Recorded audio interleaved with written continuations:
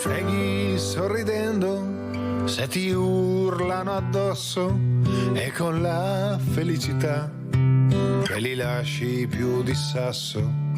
Li freghi scrivendo, amando e sognando. Chi ti vuole morto lo freghi vivendo. Il casino che fanno lo freghi col silenzio. Ti odieranno e tu fregali. Tu dagli amore contro e chi è dentro il rancore ti vuole immerso e perso. Lo freghi respirando la bellezza dell'adesso. Guarda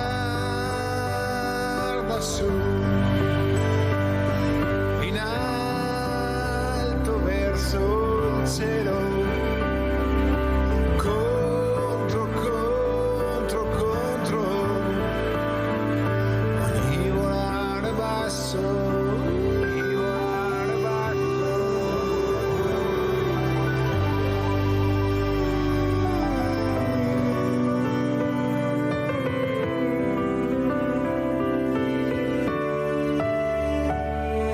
Fai battere quel cuore, mettiti presto in salvo da tutto questo elettrocardiogramma piatto e non ascoltarli quelli che non vedono il miracolo, che scappano dal bilico senza un lato comico.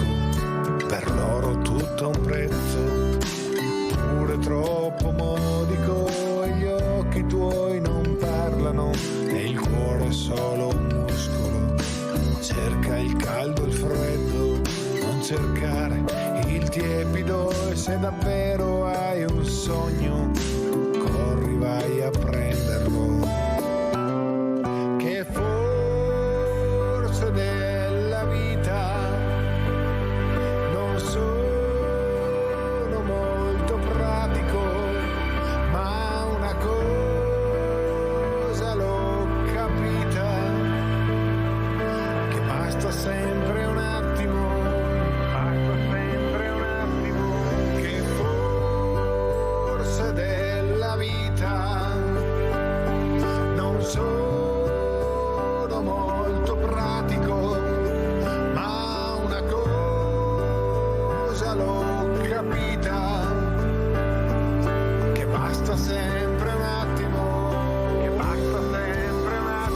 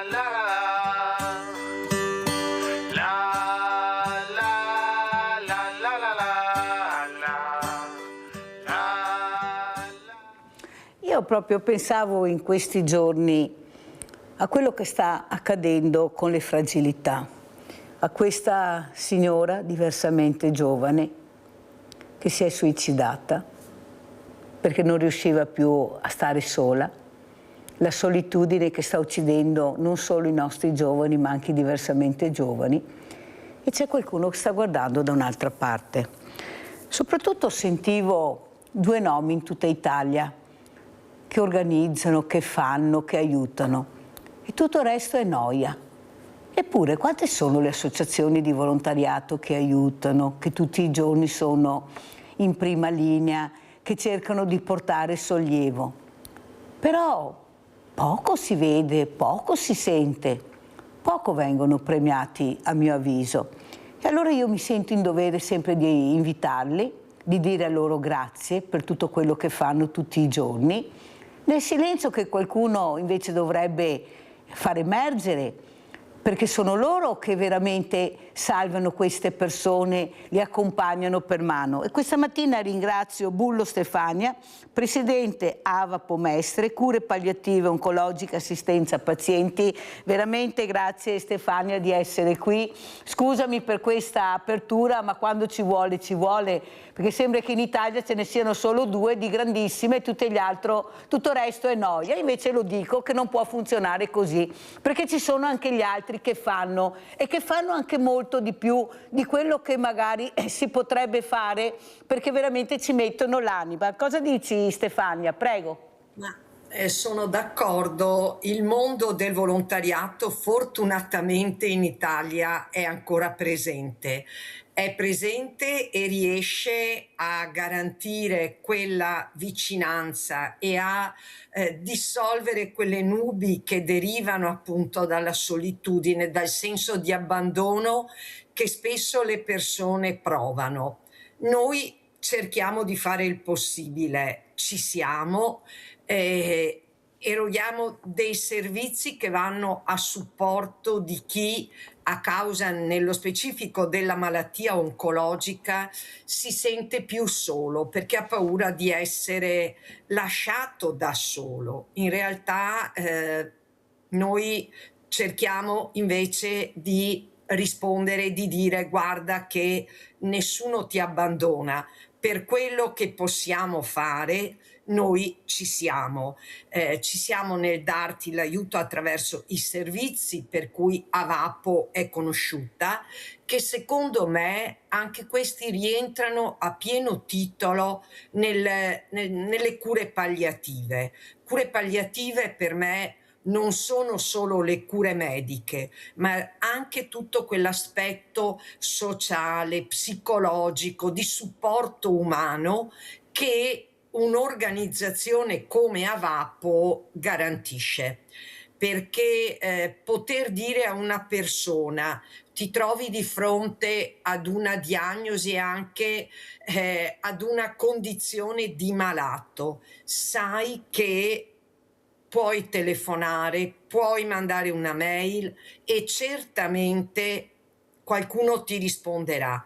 Se sei in una fase più avanzata di malattia, il servizio è attivo, come prevede peraltro la normativa regionale e della nostra azienda ULS, è attivo 365 giorni all'anno, quindi anche il giorno di Natale, il giorno di Santo Stefano, quello di queste festività, ci sarà sempre un medico pronto a rispondere alle esigenze sì sanitarie, ma non solo, perché molto spesso quando un familiare chiama è perché ha paura, è spaventato, non sa come fronteggiare un aggravamento e quindi in questo caso il medico che risponde è medico, dà delle indicazioni cliniche, ma è soprattutto una persona, perché è un medico che chiaramente ha scelto di lavorare per un'organizzazione di volontariato come AVAPO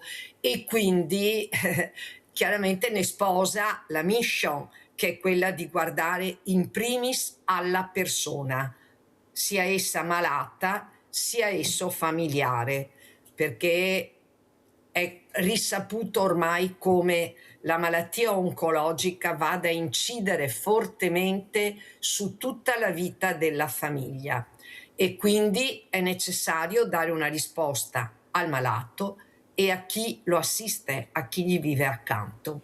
Abbiamo Rinaldo da Venezia, il nostro Rinaldo, vai Rinaldo. Ciao Mirella e buongiorno alla tua ospite. Quello che dire al tuo ospite è la severità di una persona che va in cerca di aiutare la povera gente ed è gente malata che ne tanta.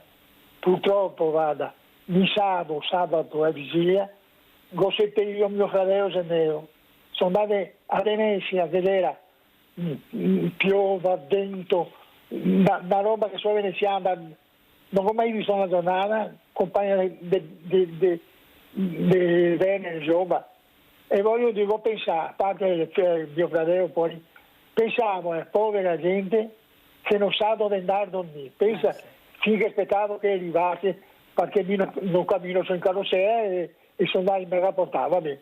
E ora pensavo a questa povera gente dove si andai a dormire fino a 2 giorni là. Ma di cosa parliamo? Vediamo che se c'è sconsacrare, deve sarà 30 a Venezia, va bene? Vergine, mettete letti che vada la povera gente a dormire.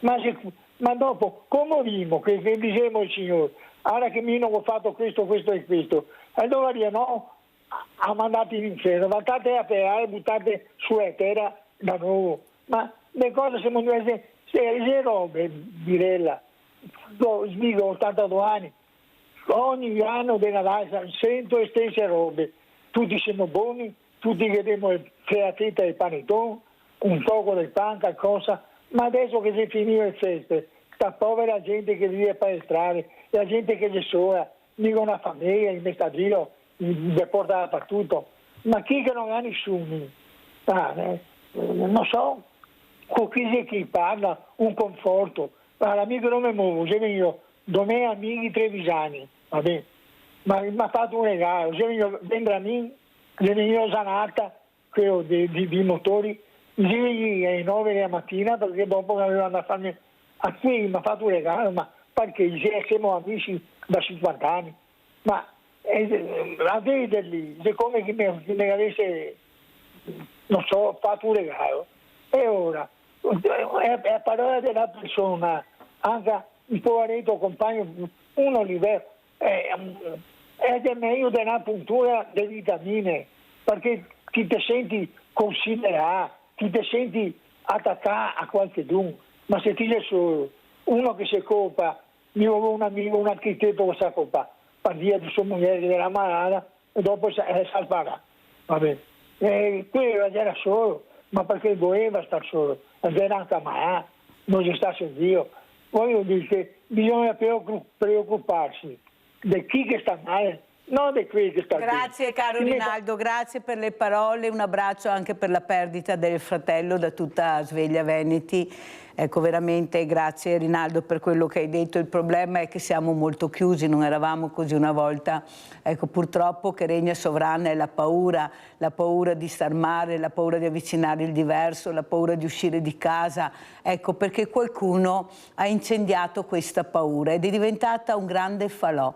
Un falò dove tiene lontano i valori, ecco, soprattutto questa socializzazione che dovremmo fare, aggiungi un posto in tavola che c'è un amico in più, si prova a suonare il campanello a mezzogiorno a qualcuno e vedrai come se ti aprono. È perché siamo così, non c'è niente da fare, il nord specialmente si è molto chiuso. Cosa ne pensa Paola, scusa Stefania, ecco, di questa chiusura? Non eravamo così una volta e per fortuna che c'è questo grande mondo del volontariato. Come hai spiegato molto bene, ci diamo del tu con Stefania, siamo volontari tutti e due, perciò penso che sia una cosa giusta e corretta. Ma soprattutto questa chiusura, questa difficoltà anche dei giovani di arrivare al mondo del volontariato, hanno sbagliato tutto, tante lezioncine in classe, per carità non dico che non vadano bene, ma poi bisognava farli diventare protagonisti, portarli a toccare con mano la realtà. Ecco, il dopo scuola dovrebbe essere un'educazione civica anche nel mondo del volontariato,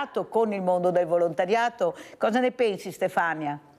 Ma guarda, anche il mondo del volontariato però non deve sempre aspettare che i giovani arrivino, ma farsi promotore di un incontro con i giovani. Noi ad esempio in AVAP abbiamo un bellissimo gruppo di persone, di volontari che si chiamano Docenti per Sempre, che si stanno dedicando proprio ad andare nelle scuole a sensibilizzare dalla primaria fino alle scuole superiori questi giovani verso i valori del volontariato, e devo dire che le risposte che vengono date da questi bambini, ragazzi, sono molto significative. C'è l'apertura, solo che noi dobbiamo offrire loro delle possibilità di dialogo, di mettersi in gioco, di sperimentare la bellezza di fare volontariato. Quindi questi volontari di Avapo vanno nelle scuole, ma poi ad esempio li coinvolgono. Adesso è ancora in questi giorni attiva una mostra presso l'atrio dell'ospedale dell'Angelo, con lavori, pensieri, lettere che sono state scritte da questi ragazzi rivolgendo il pensiero a dei coetanei che non conoscono direttamente, ma che sanno, coetanei e adulti, che sanno vivere un momento di difficoltà legato alla malattia.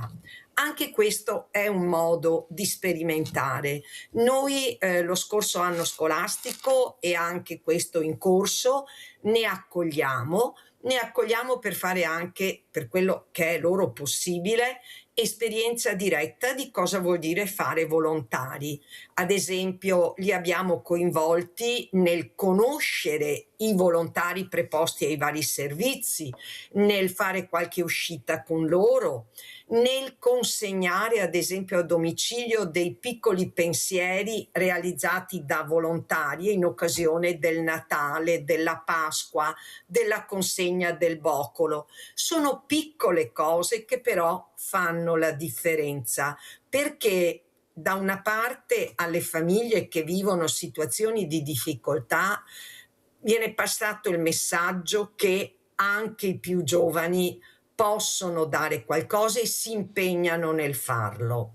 Dall'altra, a questi giovani il fatto di sentirsi protagonisti nel fare del bene e nell'avere la possibilità di individuare degli spazi dove poter agire, in base ovviamente all'età e alle possibilità, però lo spazio c'è. Dobbiamo un po' forse anche in queste realtà di volontariato aprirci, individuare dei canali nei quali convogliare i giovani in maniera tale da seminare questi semi proprio di solidarietà, perché non si può pensare che uno arrivi all'età matura e improvvisamente si dedichi al volontariato così, se non è mai stato fatto nulla, se non gli è mai stato suggerito di fare esperienza nel mondo del volontariato.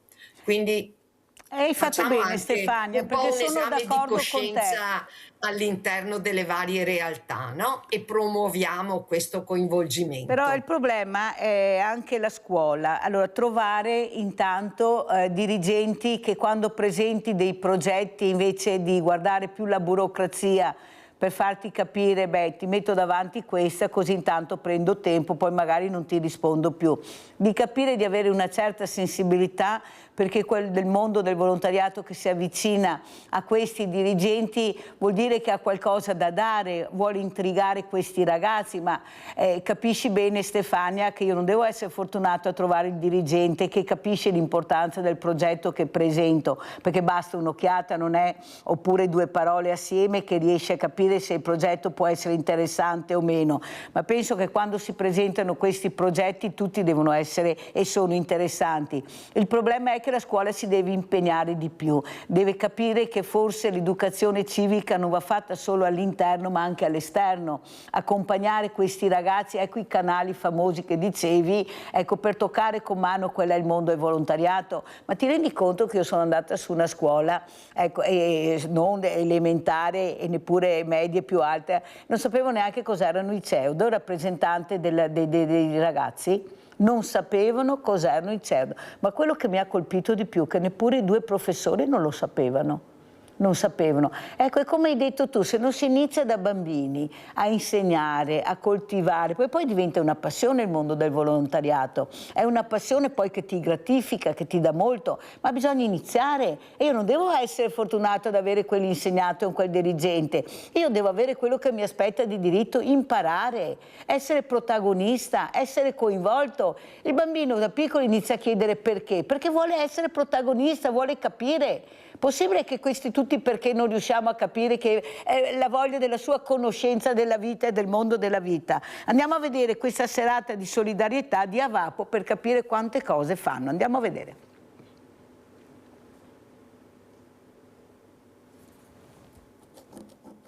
Avapo Mestre e Molo di Venezia insieme per i bambini malati. L'idea è nata per celebrare i 25 anni di attività del locale a Marghera con una serata speciale di beneficenza che si concluderà con una lotteria a sostegno del progetto Un Avapo Mobile per i nostri supereroi. Abbiamo creato questa lotteria abbinata appunto per raccogliere i fondi per un obiettivo comune, che è quello di andare a prendere un'automobile per portare i bambini malati a Padova in pediatria oncologica. Chi si raffronta con i bambini per quanto riguarda l'assistenza ai malati oncologici vive delle esperienze molto forti.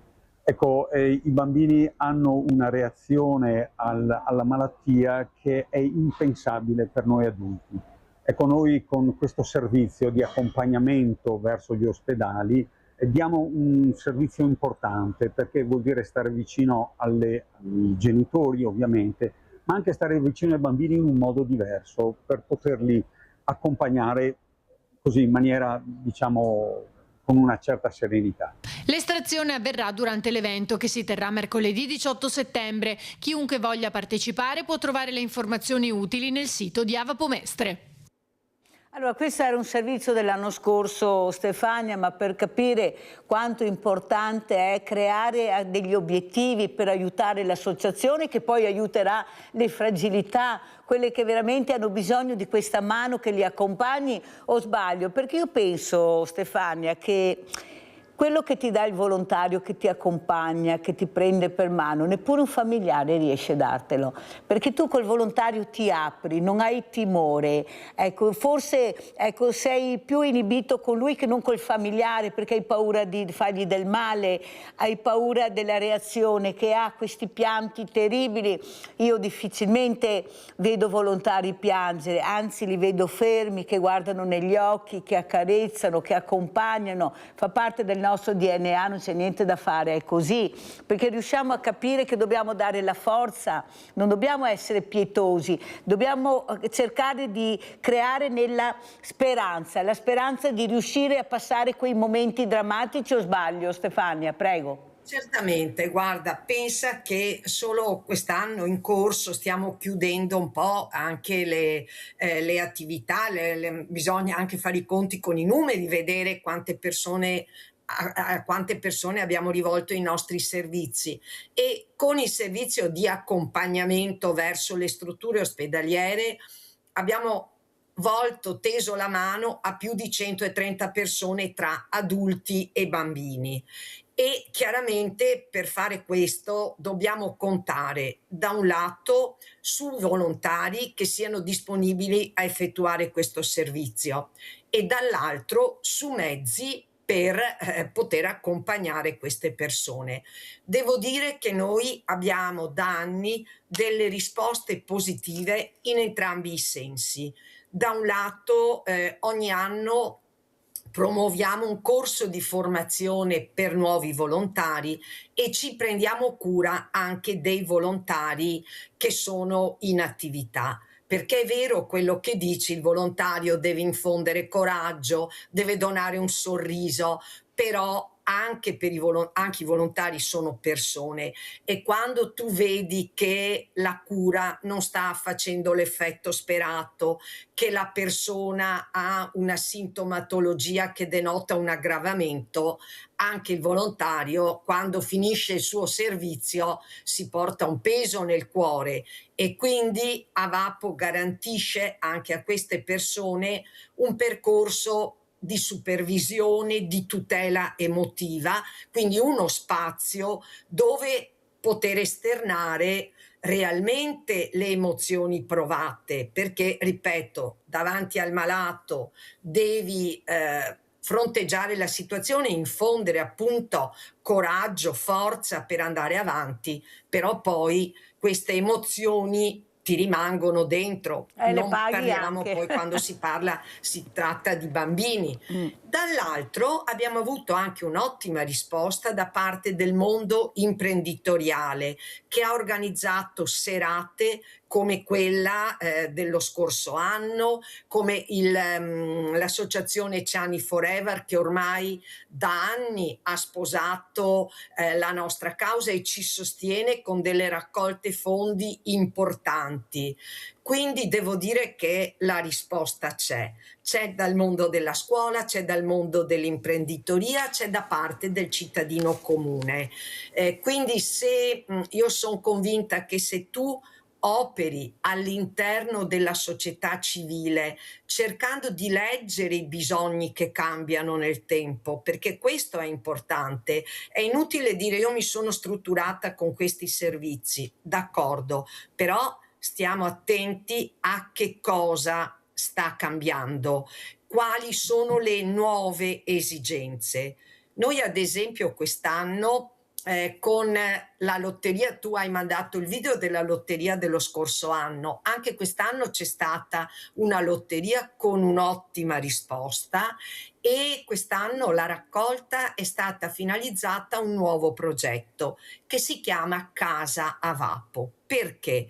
Perché abbiamo intercettato i bisogni di molte persone che sempre di più affrontano l'avanzamento della malattia in solitudine e queste persone assisterle a domicilio è difficile perché non hanno né le risorse familiari assistenziali né le risorse economiche per poter pensare ad un assistente familiare.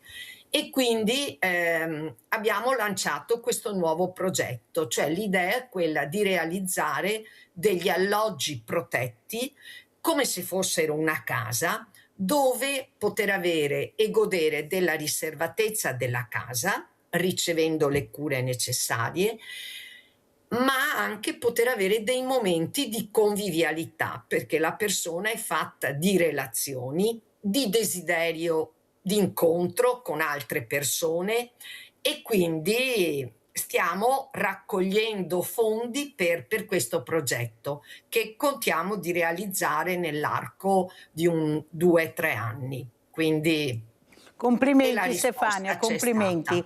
Allora andiamo a vedere anche questo boom di accessi al pronto soccorso. A Treviso è successo veramente il caos, guardate cosa succede. Ma possibile che si debba mangiare ma così tanto da scoppiare? Poi si prende paura. Ecco, questi codici bianchi per la maggior parte erano codici bianchi di gente impaurita, sta male e dove va? Va al pronto soccorso. Andiamo a vedere il servizio e sentire cosa dice il direttore generale, il dottor Francesco Benazzi. I codici bianchi purtroppo sono ormai il 75% dei codici che arrivano in pronto soccorso. Abbiamo avuto un picco di 380 persone, la media giornaliera è di 230-240, ma quando è un afflusso forte, ecco, purtroppo questi periodi pre-vigilia e vigilia e soprattutto anche oggi a Santo Stefano, già alle 11 abbiamo 210 persone. È di fatto dai tempi duri del Covid che il pronto soccorso del Cafoncello non registrava numeri così alti e questo per una concomitanza di fattori. L'influenza è partita, lo sappiamo, l'avevamo detto, a Natale iniziava in modo pesante con un picco a gennaio, a metà gennaio. Chiaramente l'influenza, ma soprattutto dopo magari anche qualche eccesso di cibo legato appunto giustamente al Natale e poi ovviamente altri disturbi che dove non c'è il medico di famiglia magari la gente preferisce arrivare in pronto soccorso soccorso. Solo per la cronaca, Natali Malori causa buffate che hanno richiesto l'intervento del su M118 sono stati ben 25, cifre record che incidono nella catena dell'emergenza urgenza. Capite che effettivamente i codici bianchi dovranno aspettare quelle 5-6 ore, ci scusiamo, ma è così, il personale fa di tutto, che lo ringrazio con grandi difficoltà, però i tempi tecnici sono questi. C'è un limite strutturale legato anche al fatto che più di queste persone, medici e infermieri e OSS che mettiamo in campo, accessi di questo tipo sono fuori norma. Più in generale con le feste è boom di accessi diretti, ovvero senza il filtro del medico di famiglia, un fenomeno cresciuto di anno in anno, con il direttore generale che vede però all'orizzonte una soluzione: le case della comunità. 9 su 16 saranno pronte entro febbraio, ma tutte saranno operative per luglio, come indicato peraltro dal PNRR. Secondo Benazzi, un passaggio quasi storico per la medicina del territorio. Il medico di guardia assistenziale è da solo, di continuità assistenziale, è da solo, non ha nessun tipo di strumento. Con le case di comunità avrà a disposizione tecnologia, quindi avrà a disposizione la possibilità di fare un RX, la possibilità di fare un'ecografia o di fare degli esami del sangue. Questo fa la differenza.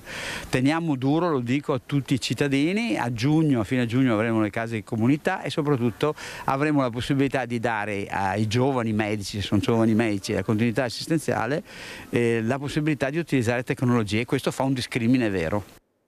Allora, Stefania Bullo, come commenti questo servizio? Ecco, e soprattutto cosa ne pensi delle case di comunità? Prego Stefania. Vediamo come saranno organizzate. Io penso che potranno veramente costituire un'importante valvola di sfogo appunto per quelle non urgenze, per quei casi in cui può essere sufficiente un medico che ha a disposizione la strumentazione, come diceva il direttore generale, per fare una prima diagnosi e valutare se serve un intervento di tipo ospedaliero oppure se è sufficiente appunto un accesso poco più di ambulatoriale.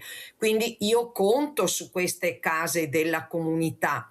Penso che anche lì il mondo del volontariato sarà chiamato ad essere presente, anche perché nelle case di comunità accederanno i cittadini comuni che avranno bisogno di essere informati sui servizi esistenti una volta rientrati a casa, e quindi sarà importante che ci siano delle persone, dei volontari disposti a fare attività, chiamiamolo di sportello, di informazione, dare dei numeri di telefono, dare delle mail, cioè tutti quei riferimenti relativi ai servizi che le varie organizzazioni erogano, che possano essere di supporto e anche questo fare la differenza. Quindi io vedo un'ottima opportunità per lavorare, è una cosa a cui ci credo, non è ancora realizzata del tutto, ma ente pubblico e mondo del volontariato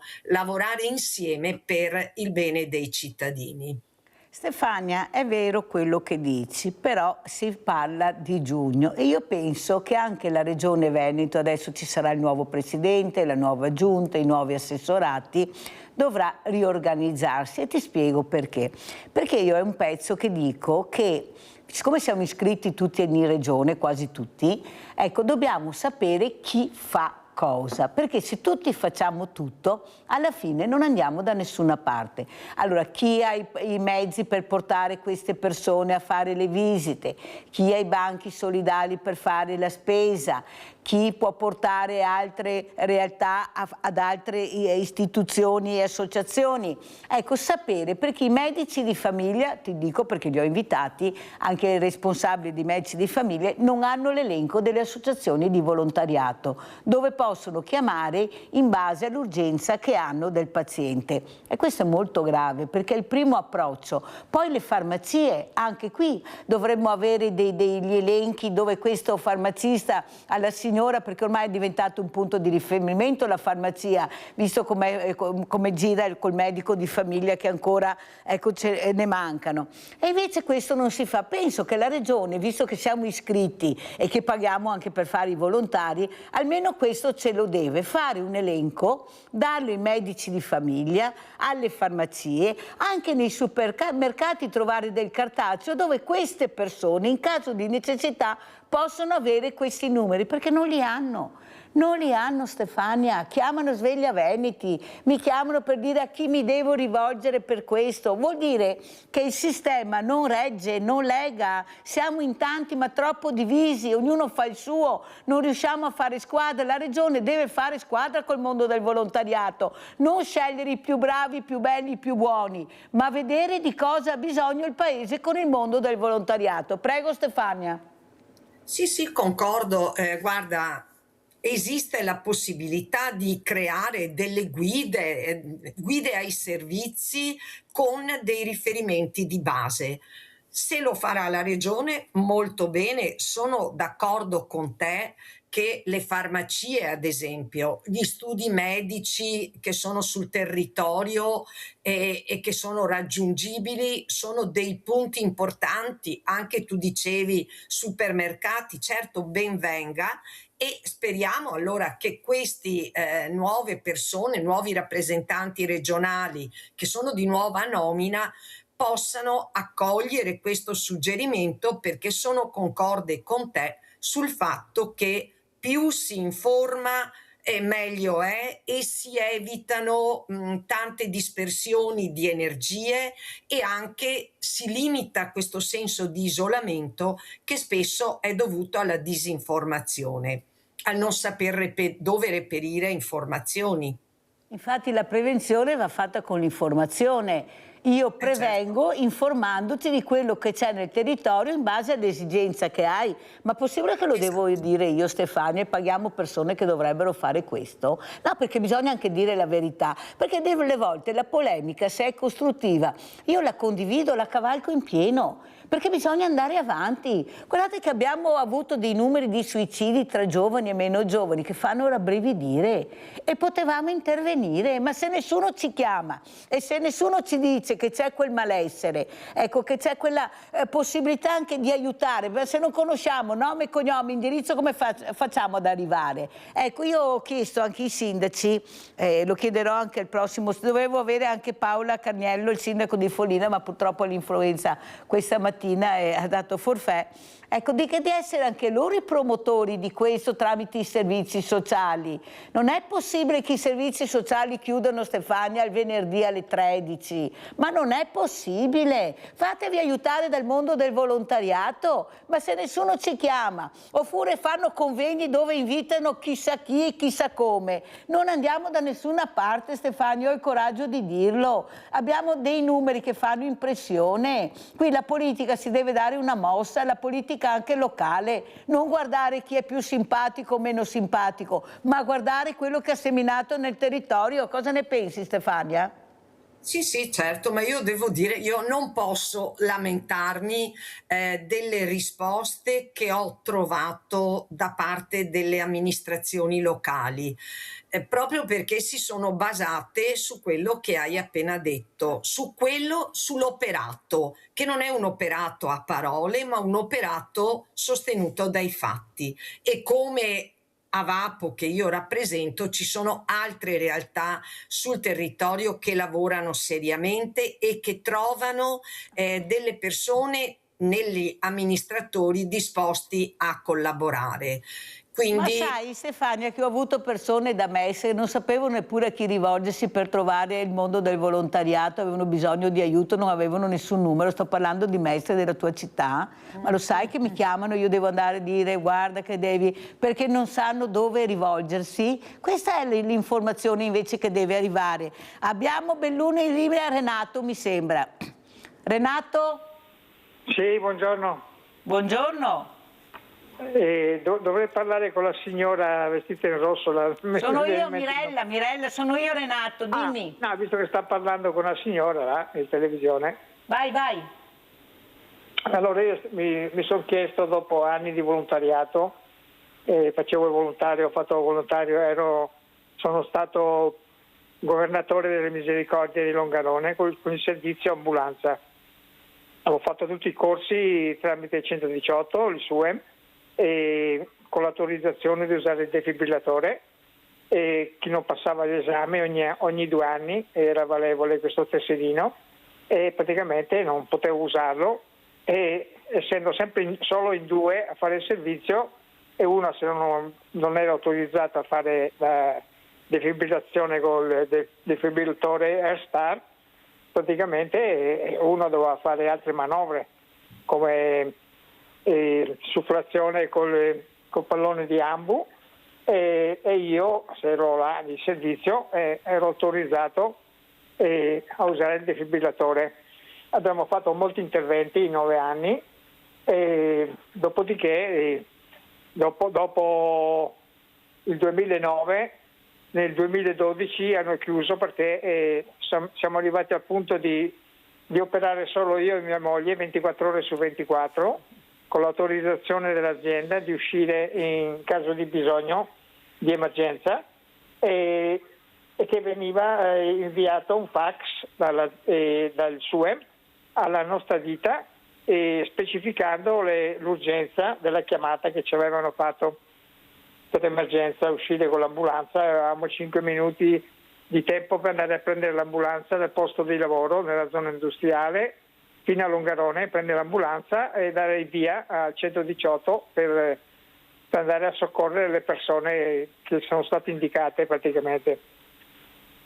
E allora volevo sapere qualcosa riguardo queste richieste di aiuti umanitari alle persone, quelli che mancano farmaci, quelli che non ci vedono, e mi sono posto una domanda, ma questi capi di Stato, se esistono in questi paesi qua, se esistono, e se nel caso di quei bambini che muoiono di fame, io capisco che è giusto fare del bene, contribuire, ma mi sono chiesto quale motivo, volevo sapere scusi, volevo sapere se praticamente i capi di Stato là che vita che fanno, se ricevono soldi in cambio di sfruttamento dei loro territori ricchi di materie prime per le industrie dell'Occidente, e quello volevo sapere.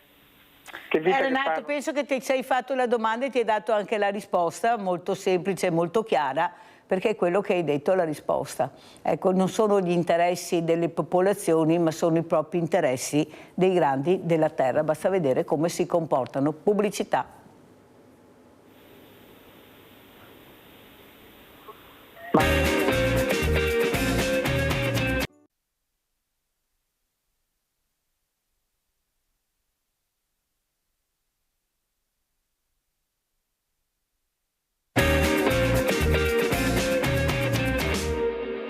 Buon Natale a tutti e a tutte, e anche buon anno, perché ormai si sta avvicinando anche l'anno nuovo.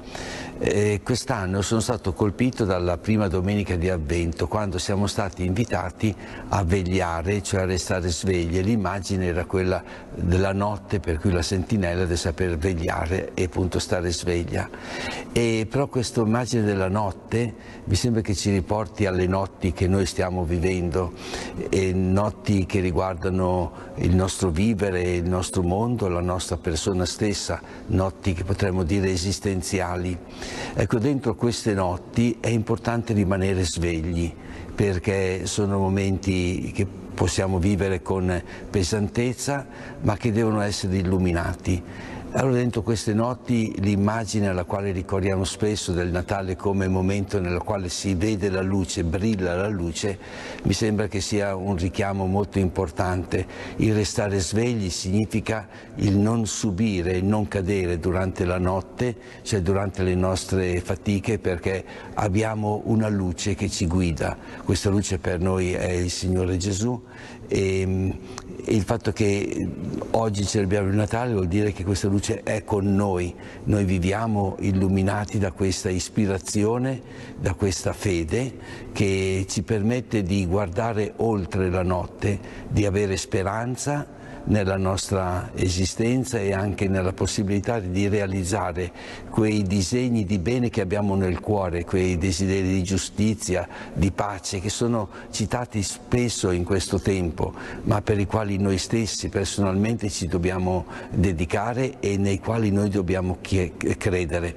La notte e il buio non possono prendere spazio eccessivo nella nostra vita, dobbiamo saperli vedere e anche affrontare con questa speranza che ci permette di guardare oltre. In questo senso vorrei augurare proprio a tutti, a voi, a tutta la vostra famiglia, auguri di buon Natale e di un nuovo anno buono. Abbiamo sentito queste parole molto importanti, parole di misericordia, parole di pace, parole veramente che fanno veramente ben sperare. Allora io ringrazio veramente, non vedo più Paola Carniello, Stefania Bullo, presidente di Avapo Mestre, ma vedo un altro ospite che avremo nella seconda parte. Ecco, vediamo se riusciamo a riprendere Stefania, altrimenti è caduta la linea, mi dicono, perciò io ringrazio veramente Stefania Bullo, presidente Avapo Mestre, e andiamo in pubblicità.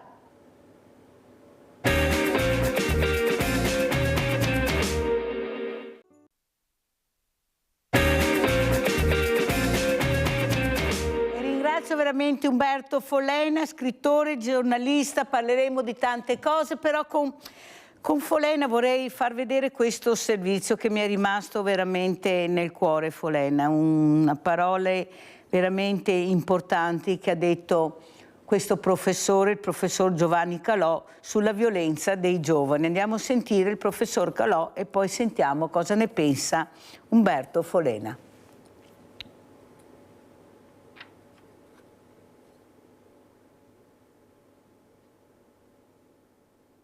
Si diventa violenti perché si coltivano pensieri violenti, poi si passa alle parole violente e poi si passa alle azioni violente. Vuol dire che da anni i giovani respirano un'aria di violenza e quest'aria di violenza non è loro. L'hanno respirata da quando erano bambini. Conosce bene il mondo dei giovani il professor Calò, lui che è stato ed è tuttora a contatto con i ragazzi anche per il suo impegno alla guida della Fondazione Venezia per la Pace. E allora, di fronte ad una violenza sempre più diffusa tra i giovanissimi, anche nella sua Treviso, mette in fila le responsabilità di quanto sta succedendo. Gli adulti, e qua c'è un problema enorme, gli adulti non sono testimoni sani. Gli adulti, noi giovani, non scarichiamo sui giovani ciò che è nostra responsabilità. Azioni, parole, pensieri di violenza che hanno permeato la vita dei ragazzi. La violenza, dice Calò, domina il mondo di oggi a partire dai social. Si sono immersi in questo mondo o sono stati immersi in questo mondo e poi le conseguenze le vediamo. Ma io credo che il giovane abbia bisogno di testimoni diversi. Mancano le situazioni di incontro, se non in un mondo artificiale dei cellulari, e anche in questo caso, per il professor Calò, non bisogna far ricadere le responsabilità sui ragazzi. Siamo noi che abbiamo costruito questi aggeggi infernali, se posso usare questo termine, che spesso diventano infernali proprio perché creano dipendenza. È una droga, ma anche per noi adulti è ormai diventata una droga. Sono droghe pesanti. Nonostante questo quadro, per il presidente della Fondazione Venezia per la Pace non è troppo tardi per invertire la rotta, per cambiare le cose attraverso l'accoglienza, il dialogo, il confronto. Non dobbiamo avere l'illusione di cambiare il mondo così. No, non si può cambiare il mondo così. Però dobbiamo avere la convinzione che ognuno di noi può cambiare. Allora, Umberto Folena, cosa ne pensa di queste parole? Ecco, queste parole che io ho condiviso in toto, e soprattutto questo adulto, questo uomo, questa donna che non riesce a capire l'importanza delle parole, degli esempi, dei no invece che dei sì. Prego, Folena. Sono perfettamente d'accordo. Facendo però, ecco, vorrei, attenzione, parliamo di una quota sensibile di giovani che si manifestano, hanno manifestazioni violente e si esprimono in modo violento. Perché? Perché hanno parole violente dentro di sé, pensieri violenti, seguono frasi violente e azioni violente, c'è una stretta linea di continuità.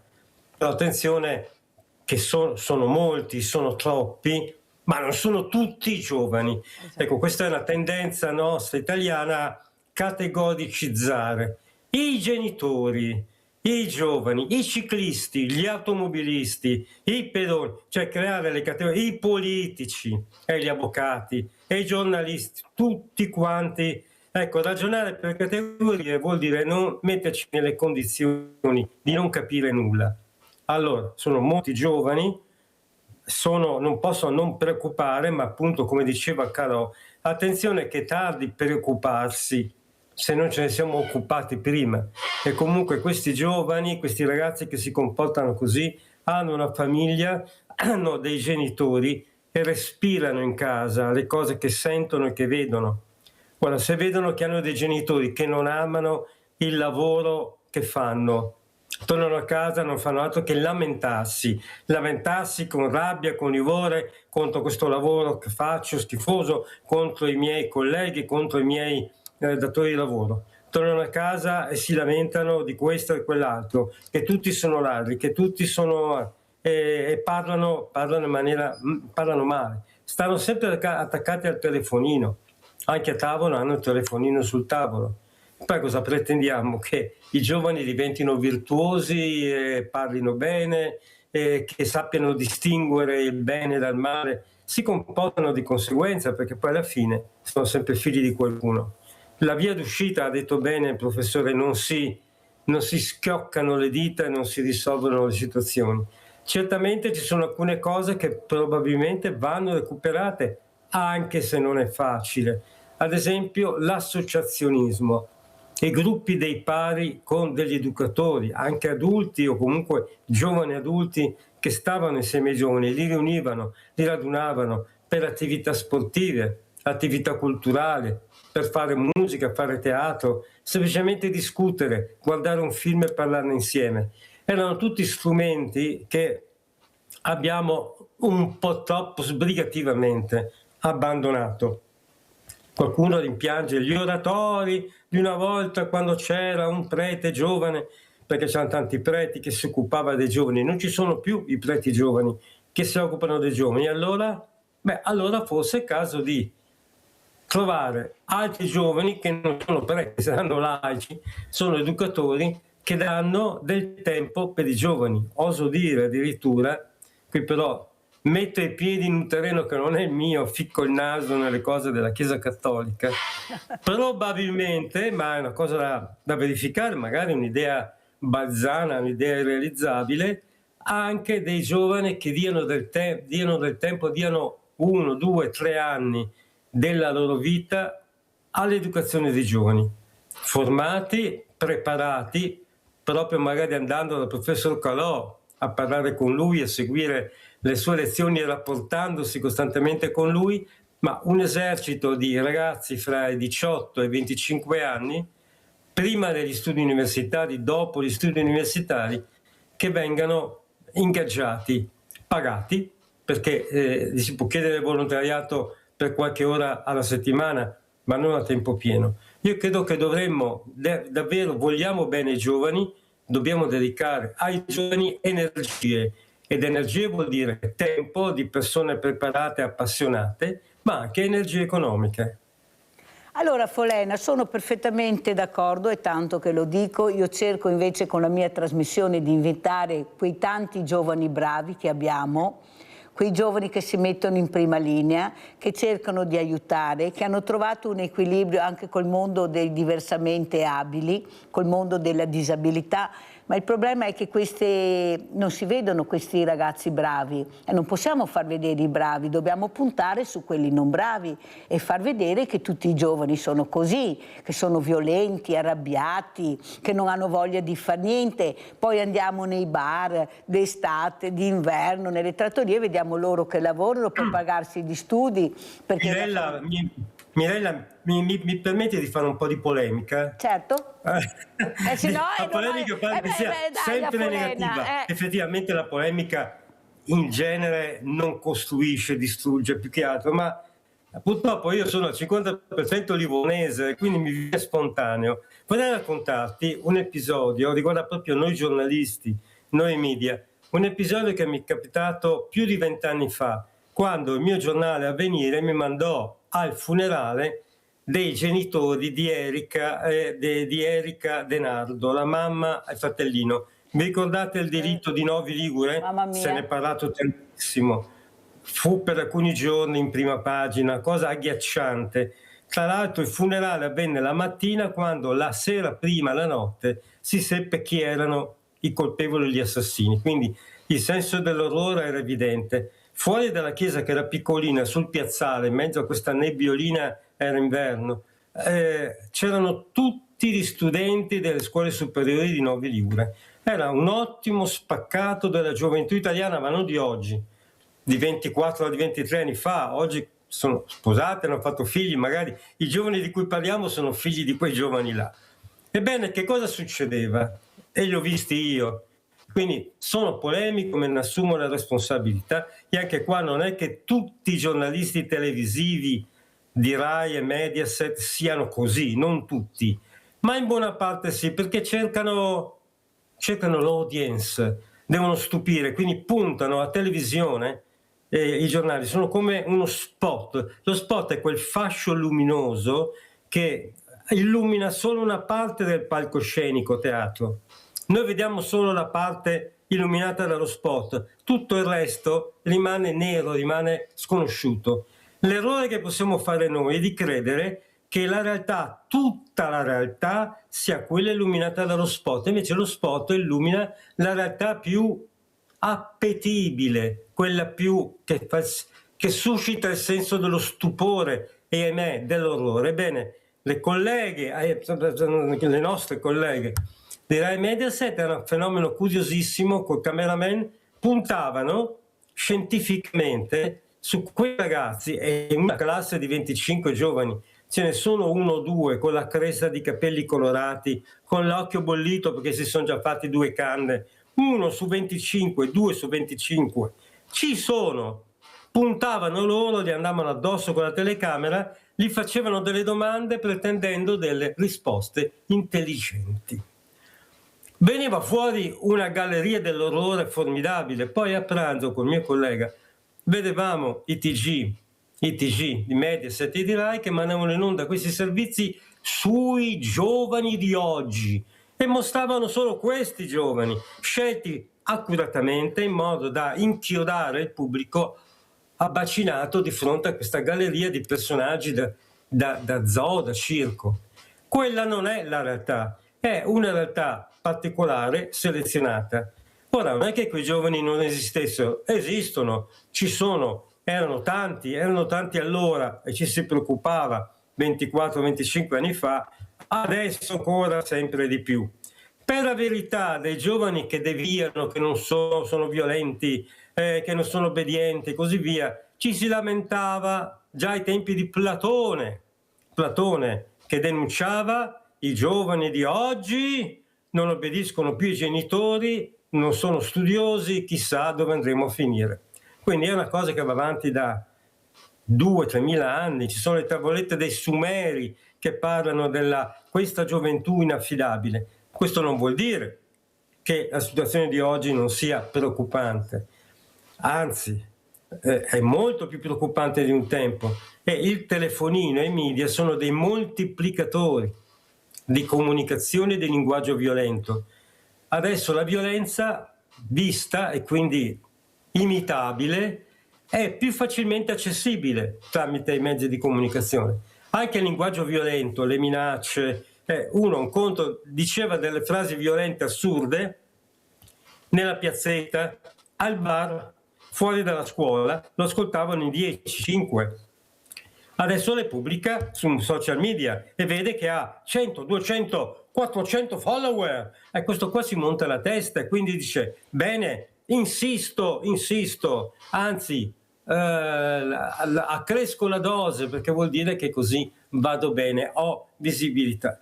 Tutto questo, e quindi questi sì, i media funzionano come acceleratori.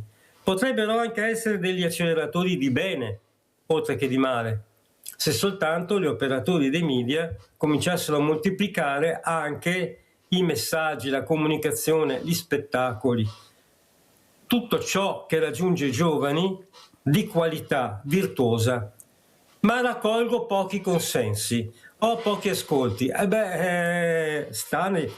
non credo proprio, perché io che faccio questo, gli ascolti li ho, vuol dire che la gente, se gli proponi qualcosa di importante, perché hanno con dei fiducia valori, in te, perché il tuo volto è riconoscibile e ci sono veneti che hanno fiducia in te. Grazie, allora andiamo a vedere questo video molto importante, vediamo gli auguri del sindaco Giacomo Possamai a Vicenza e poi vi faccio una sorpresa finalmente. Andiamo a vedere gli auguri del sindaco di Vicenza Giacomo Possamai. Auguri di buon Natale a tutti i vicentini. Auguri di Natale a tutti i vicentini, firmato Giacomo Possamai. Il sindaco, in una giornata unica come quella del 25 dicembre, si rivolge alle famiglie di Vicenza in questo periodo storico così particolare e difficile. Spero che sia un Natale che state passando con le vostre famiglie, di gioia, di serenità. Non viviamo tempi facili, ma Vicenza, il Veneto hanno dimostrato di saper affrontare tante difficoltà in passato e anche in questo momento storico hanno la forza, la resistenza, la determinazione per passare questi momenti complicati. L'auspicio è che possiate passare delle giornate belle con le vostre famiglie, di serenità, e un pensiero va anche a tutte le persone, le tante persone che in questi giorni lavorano e che quindi non possono magari godersi il Natale in casa. L'auspicio è che anche per loro i prossimi giorni possano essere invece di pace e di serenità.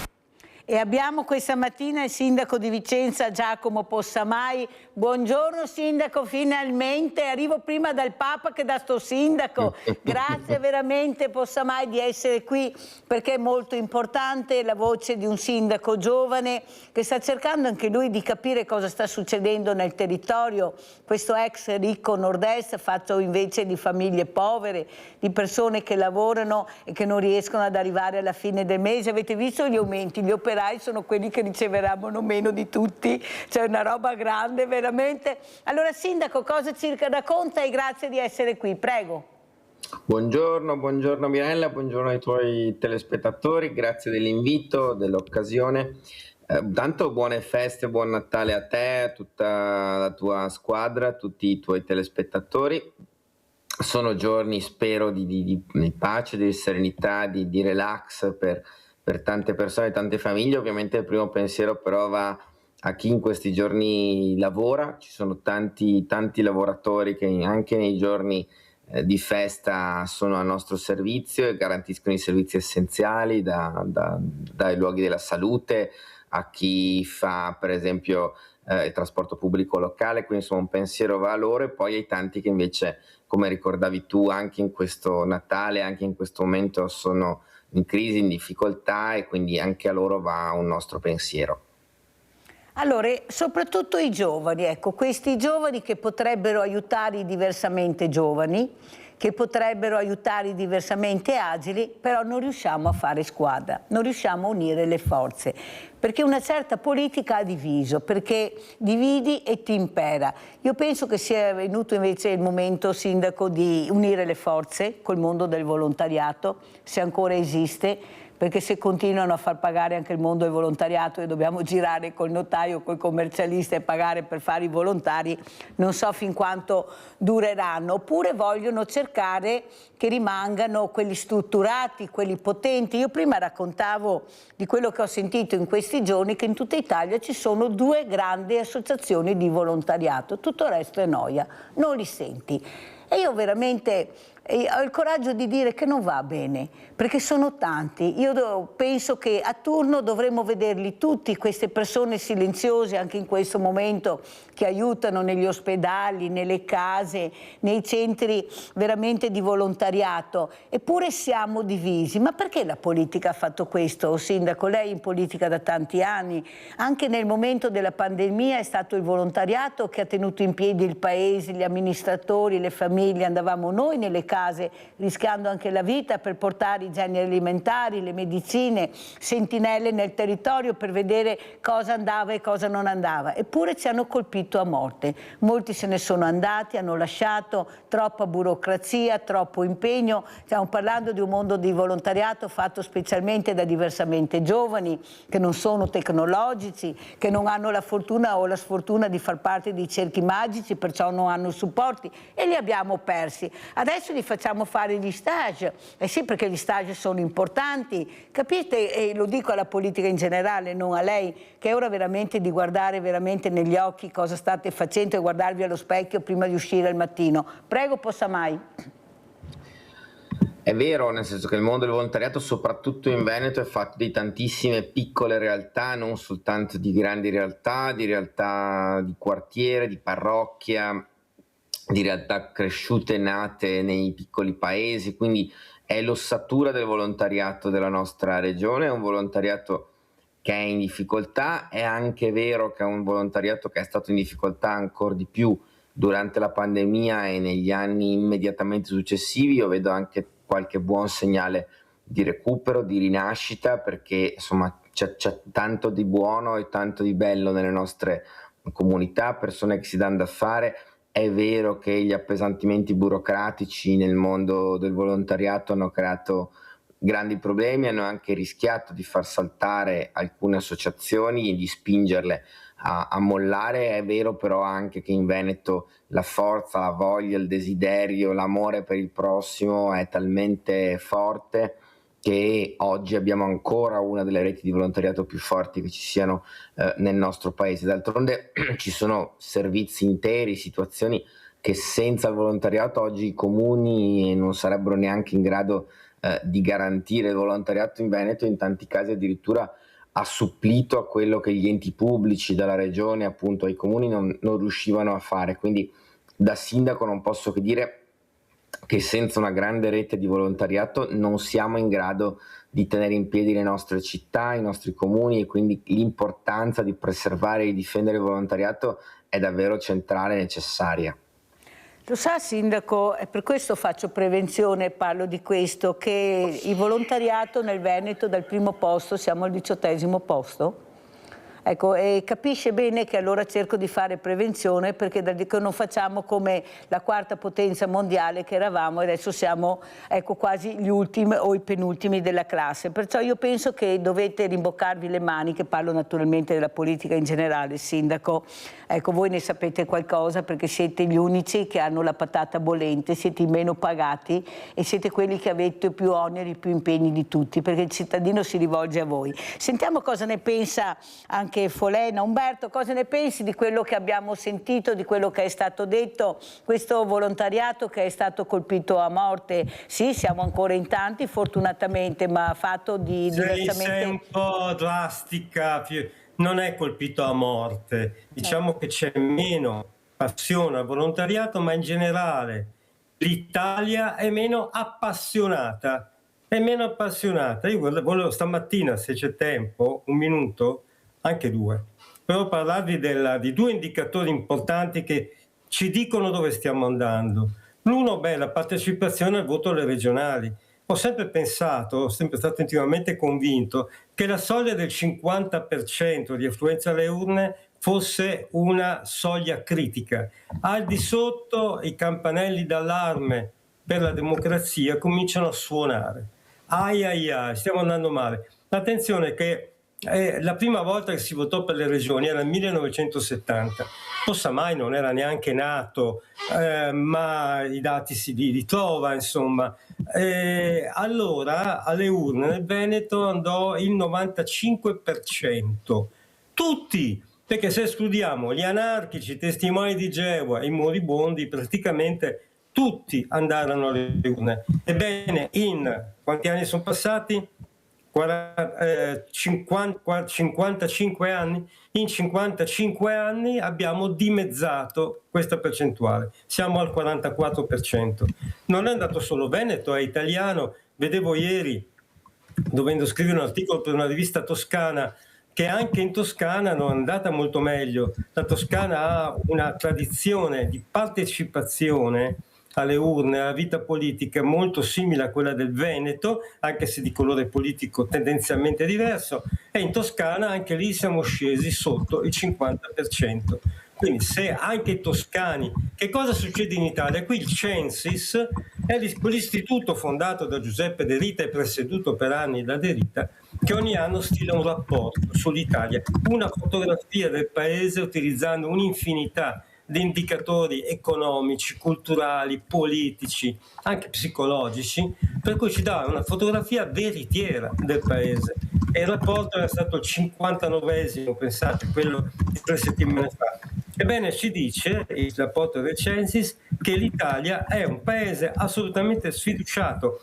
Il 72% degli italiani non crede più ai partiti e alla politica e al Parlamento, il 72% non ci crede più. Poi pretendiamo che partecipino, che facciano volontariato?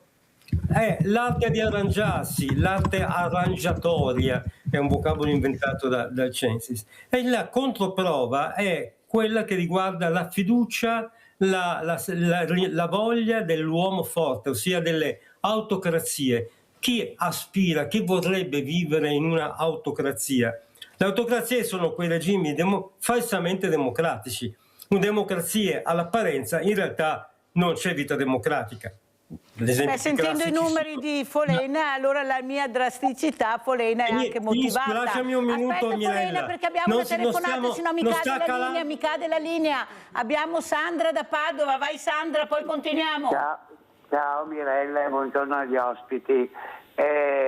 Tutto bene, la signora Sabrina, come sta? Volevo sapere il dottor Bacialli. Stazionario, il dottor Bacialli bene, ha ripreso a lavorare come avete visto.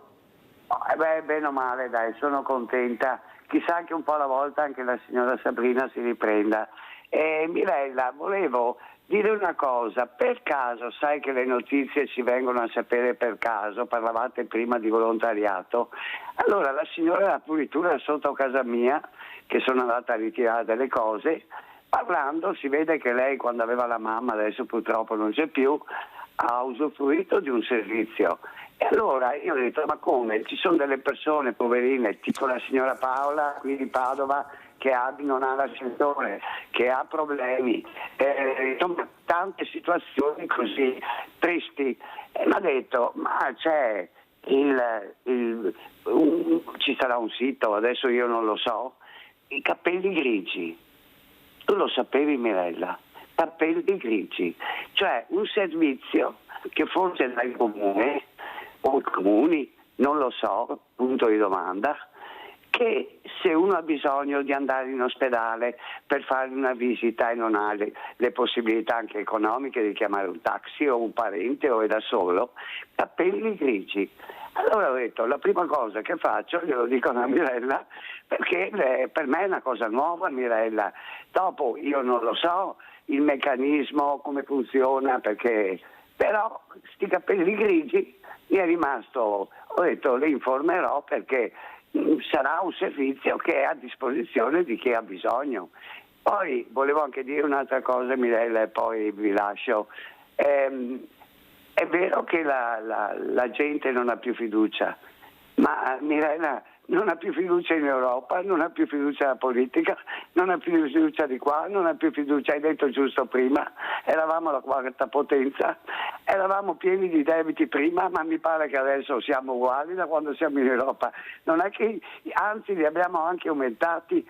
Dunque io credo che non so se è stato, l'Europa come è nata aveva un altro significato, purtroppo adesso ha un significato molto diverso, ste guerre, ste armi, che io rabbrividisco, Mirella, ogni volta che sento quando devono finanziare adesso fanno la riunione con Zelensky e vedrai che gli daranno sti benedetti soldi e basta. E quando c'è lì in Sudan gente che muore. Grazie Sandra, fammi andare avanti perché sennò non ce la faccio. Grazie, ho anche 2 ospiti. Comunque grazie della telefonata e delle riflessioni che hai fatto a voce alta. Sì, ci sono questi servizi all'interno dei comuni, ma pochi li conoscono. Ecco, Possamai cosa dice in base anche a quello che ha sentito anche da Sandra? L'ho saputo per caso, forse questa comunicazione va gestita in maniera diversa. Io ricevo tante telefonate dei cittadini veramente che non sanno quello che potrebbero avere, non si informano perché sono stati abituati così, non c'è niente da fare, non sanno perché non erano abituati a chiedere e non hanno i numeri, non hanno la possibilità di informarsi perché dove vanno a chiamare? Prego Sindaco Possamai.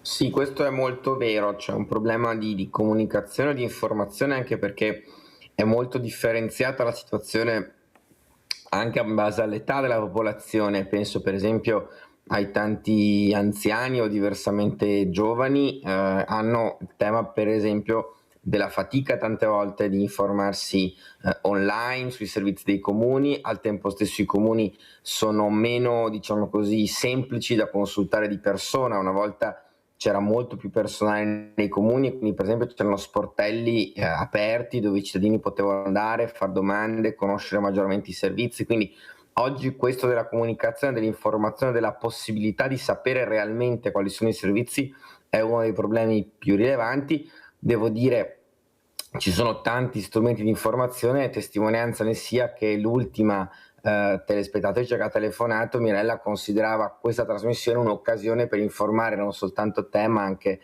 i telespettatori. Quindi ci sono tanti servizi, il punto è farli conoscere, sono d'accordo. Però Sindaco, il problema è che forse dobbiamo unire più le forze perché giustamente il mondo del volontariato esiste ancora. Ecco, siete voi che dovete unire questo mondo del volontariato in base ai servizi che avete bisogno. Siete voi che avete i servizi sociali e che avete i nomi delle persone in difficoltà. Ecco, io sono inorridita quando ho sentito che i medici di famiglia non hanno l'elenco delle associazioni di volontariato dove poter anche gestire col proprio paziente l'aiuto che si può dare, non c'è. Ecco, noi abbiamo fatto richiesta in regione, proprio il sindacato dei medici di famiglia, perché ha trovato la mia proposta molto interessante, perché non c'era. Allora le farmacie, avere questo elenco, ecco, siete voi a questo punto, è la regione che deve muoversi in questa maniera per fare comunicazione, ma non è che dobbiamo aspettare in eterno, perché le cose si dicono, tutti dicono sì, poi la regione è caduta, adesso prima che riprenda il tutto ci vorrà febbraio-marzo se tutto andrà bene. Intanto cosa facciamo? Ecco, voi sindaci appunto con questa patata bollente, con queste poche unità che avete, non è che potete dare tutte le informazioni, servono case, servono RSA. Noi sentiamo il direttore Benazzi, ha detto partiranno le case di comunità, sono 16, ne partiranno 9, ma il personale ci sarà a giugno, ma non vorrei che giugno diventasse ottobre. Com'è la situazione del suo osservatorio, Possamai? Allora, sicuramente sì, rispetto a quello che dicevi è una competenza della regione, perché è la regione che ha l'elenco degli cosiddetti enti del terzo settore, quindi delle associazioni iscritte al registro. Speriamo che la regione entri presto in fase di operatività, nel senso che adesso c'è una nuova giunta, insomma la speranza è che in poco tempo siano immediatamente operativi. Quello che dicevi adesso, cioè per esempio l'apertura delle case di comunità, è una delle questioni più delicate in assoluto, perché noi abbiamo avuto, o meglio le ULS, quindi le regioni, la sanità, hanno avuto le risorse del PNRR, quindi queste risorse europee per costruire queste case della comunità, che sono sostanzialmente dei piccoli ospedali territoriali, quindi degli spazi dedicati ai cittadini fuori dagli ospedali dove c'è il medico di base, dove ci sono gli infermieri, cioè l'idea è questo. Il problema è che hanno avuto i soldi per fare le strutture, ma al momento non si trova il personale, la difficoltà sono le spese di gestione, tutti sappiamo le difficoltà a trovare medici e infermieri, quindi insomma la speranza davvero è che si trovi la soluzione da parte della regione e delle ULS, che si trovi velocemente, perché tutti sappiamo quanto la sanità pubblica sia un'esigenza totale per il nostro territorio in questo momento. Sì, anche perché dovranno partire gli ATS, nessuno sa niente, o i sindaci tutti con le mani nei capelli, perché si parla, ma alla fine non si sa ancora niente, e sono ambiti territoriali molto importanti. Sindaco Possamai. Sì, gli ETS sono una cosa ancora diversa, nel senso che c'è una nuova legge regionale che porta i comuni a non gestire più i servizi sociali direttamente come comune, ma a mettersi insieme, si dice come ambito, quindi come territorio, e quindi a condividere anche il tipo di servizi sociali che vengono assicurati. In questo senso la possibilità è quella di gestire alla fine meglio la situazione, perché vuol dire dare un servizio omogeneo in tutto il territorio, non che a Vicenza ci sia un servizio e nei comuni vicini un altro. È chiaro però che anche qui servono risorse. Al momento c'è stata una legge che ha semplicemente, diciamo così, dato questa indicazione ai comuni, ma i comuni sono un po' lasciati soli in questo percorso, quindi anche su questo fronte abbiamo bisogno che la regione, che ora è in carica pienamente, accompagni il percorso dei comuni, perché altrimenti i sindaci restano sempre da soli. Allora io chiederei anche a Folena, Umberto Folena, questi presepi che forse i Re Magi in Epifania dovrebbero portare infermieri, medici, perché è facile dire, ecco, apriremo, ma dove li trovano? Se abbiamo addirittura in sofferenza gli ospedali, gli RSA, allora li togliamo da una parte per metterli dall'altra. Io ho parlato con dei medici di famiglia, Vade e Retro Satano, delle case di comunità, non ne vogliono proprio sapere, in Francia sono falliti, forse i presepi serviranno a questo, che arrivino i Re Magi con questo oro, incenso, mirra, ma che saranno infermieri, insegnanti, io non so più cosa dire, perché ecco, sarò anche drastica, Folena, ma io tocco con mano la realtà, caro Folena, e quello che vedo tutti i giorni, compreso questo mercoledì e martedì al Banco Solidale, la dice lunga su quella che è la situazione, altro che lustrini. Prego Folena. Il personaggio più interessante quest'anno del presepio, facciamo il personaggio del presepio dell'anno 2025, è l'asinello, che è il volontario, è colui che sta nell'ombra ma che è indispensabile, senza il quale quasi nulla si muove. Maria come ci è arrivata da Nazareth a Betlemme? A piedi, col pancione, col rischio di partorire lungo la strada? Era sicuramente a dorso d'asino con Giuseppe, ed era l'asino che era nella grotta, nella stalla. Poi bisogna vedere, i Vangeli non ne parlano in maniera dettagliata, è tutta tradizione. Lo stesso asinello fa parte della tradizione del presepio, da Greccio, ma non è nominato in nessun Vangelo, sia chiaro. Però c'è dentro il presepio l'asinello, e l'asinello è lì che fa compagnia, che è pronto, che è a disposizione. Quando c'è bisogno lui c'è, e quando c'è bisogno, quando bisogna fuggire in Egitto, cosa ci vanno? A piedi in Egitto? Con un neonato in braccio, e Maria la puerpera col neonato in braccio si fa qualche centinaio di chilometri fino all'Egitto. C'è l'asinello anche lì che è d'aiuto. Quindi se proprio vogliamo prendere un personaggio del presepio che oggi in questa trasmissione è in sintonia con te e con le cose che avevi espresso tu e il sindaco Possamai, io direi l'asinello. Non sto dicendo che il sindaco Possamai è un asinello, per carità, anche se sarebbe un complimento in questo contesto, ma capita che anche gli amministratori pubblici debbano fare questo. Concludendo, io sono non ottimista, ma meno pessimista. Io credo che ci sono ancora delle grandi risorse di generosità negli adulti e nei giovani. Smettiamo diversamente di qua, diversamente di là, che è un linguaggio ridondante, ci siamo anche stancati. Allora, i vecchi, gli adulti, i giovani e i ragazzi hanno delle risorse, si tratta forse di indurli a mettere a disposizione queste risorse. Io sono convinto che c'è un sacco di gente che, se venisse coinvolta, chiamata, coinvolta, accorrerebbe. Le risorse, specialmente nel Veneto, in tutta Italia, ma nel Veneto in modo particolare, ci sono ancora. Ci siamo abbruttiti, ci siamo intristiti, ci siamo avvolti in noi stessi, ma non abbastanza da dimenticare chi siamo, le nostre radici, le nostre tradizioni di generosità. Mi dispiace Folena, ma non sono d'accordo sul diversamente, perché chiamare vecchio uno adesso vuol dire che sei una nullità, perché abbiamo perso il valore della Io parola. sono vecchio. Ecco, Io sono appunto, vecchio. tu sei vecchio, io invece sono diversamente giovane, perché hanno ancora molto da dare. Ecco, una volta il vecchio... Io sono due sillabe. Ecco, Io sono è solo una due persona sillabe. molto Vecchio. rispettata, adesso il vecchio viene visto come un peso, un problema, uno che non può più dare, perciò io preferisco chiamarli in maniera diversa. Possa mai, quella che è la realtà è questo sindaco che veramente in generale, i sindaci hanno questa patata bollente, però le case non si trovano, abbiamo persone che lavorano e dormono per strada, li abbiamo visti, li abbiamo sentiti, persone per bene, eppure nessuno si fida ad affittare questi appartamenti. Forse, visto che abbiamo ancora questi mecenati, ne abbiamo ancora fortunatamente in Veneto, sarebbe il caso di coinvolgere, come si faceva una volta, il grande industriale con la quinta elementare, la prima cosa che faceva erano le case vicino all'azienda. Ecco, capiva l'importanza di questa figura.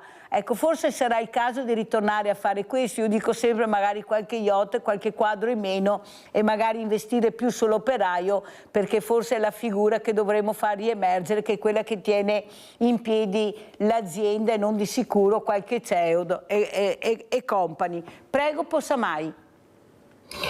Questo è il tema forse più problematico in questo momento storico, e cioè la complicazione nel trovare casa anche per chi ha un reddito, per chi ha un reddito anche decente ma non trova casa in affitto. Quello che raccontavi tu è un problema molto serio, perché la casa è la precondizione per poter vivere serenamente, e quindi su questo fronte serve sia un grande investimento pubblico, ritornare a fare case popolari come abbiamo fatto negli anni 60 e 70, perché oggi uno dei grandi problemi che abbiamo è che non ci sono abbastanza case per chi è in difficoltà, e dall'altro lato lavorare anche sul recupero di tanto del patrimonio già costruito, nel riattare, nel sistemare, nel rimettere a disposizione di chi invece un reddito ce l'ha, un reddito anche decente, ma oggi non riesce ad accedervi.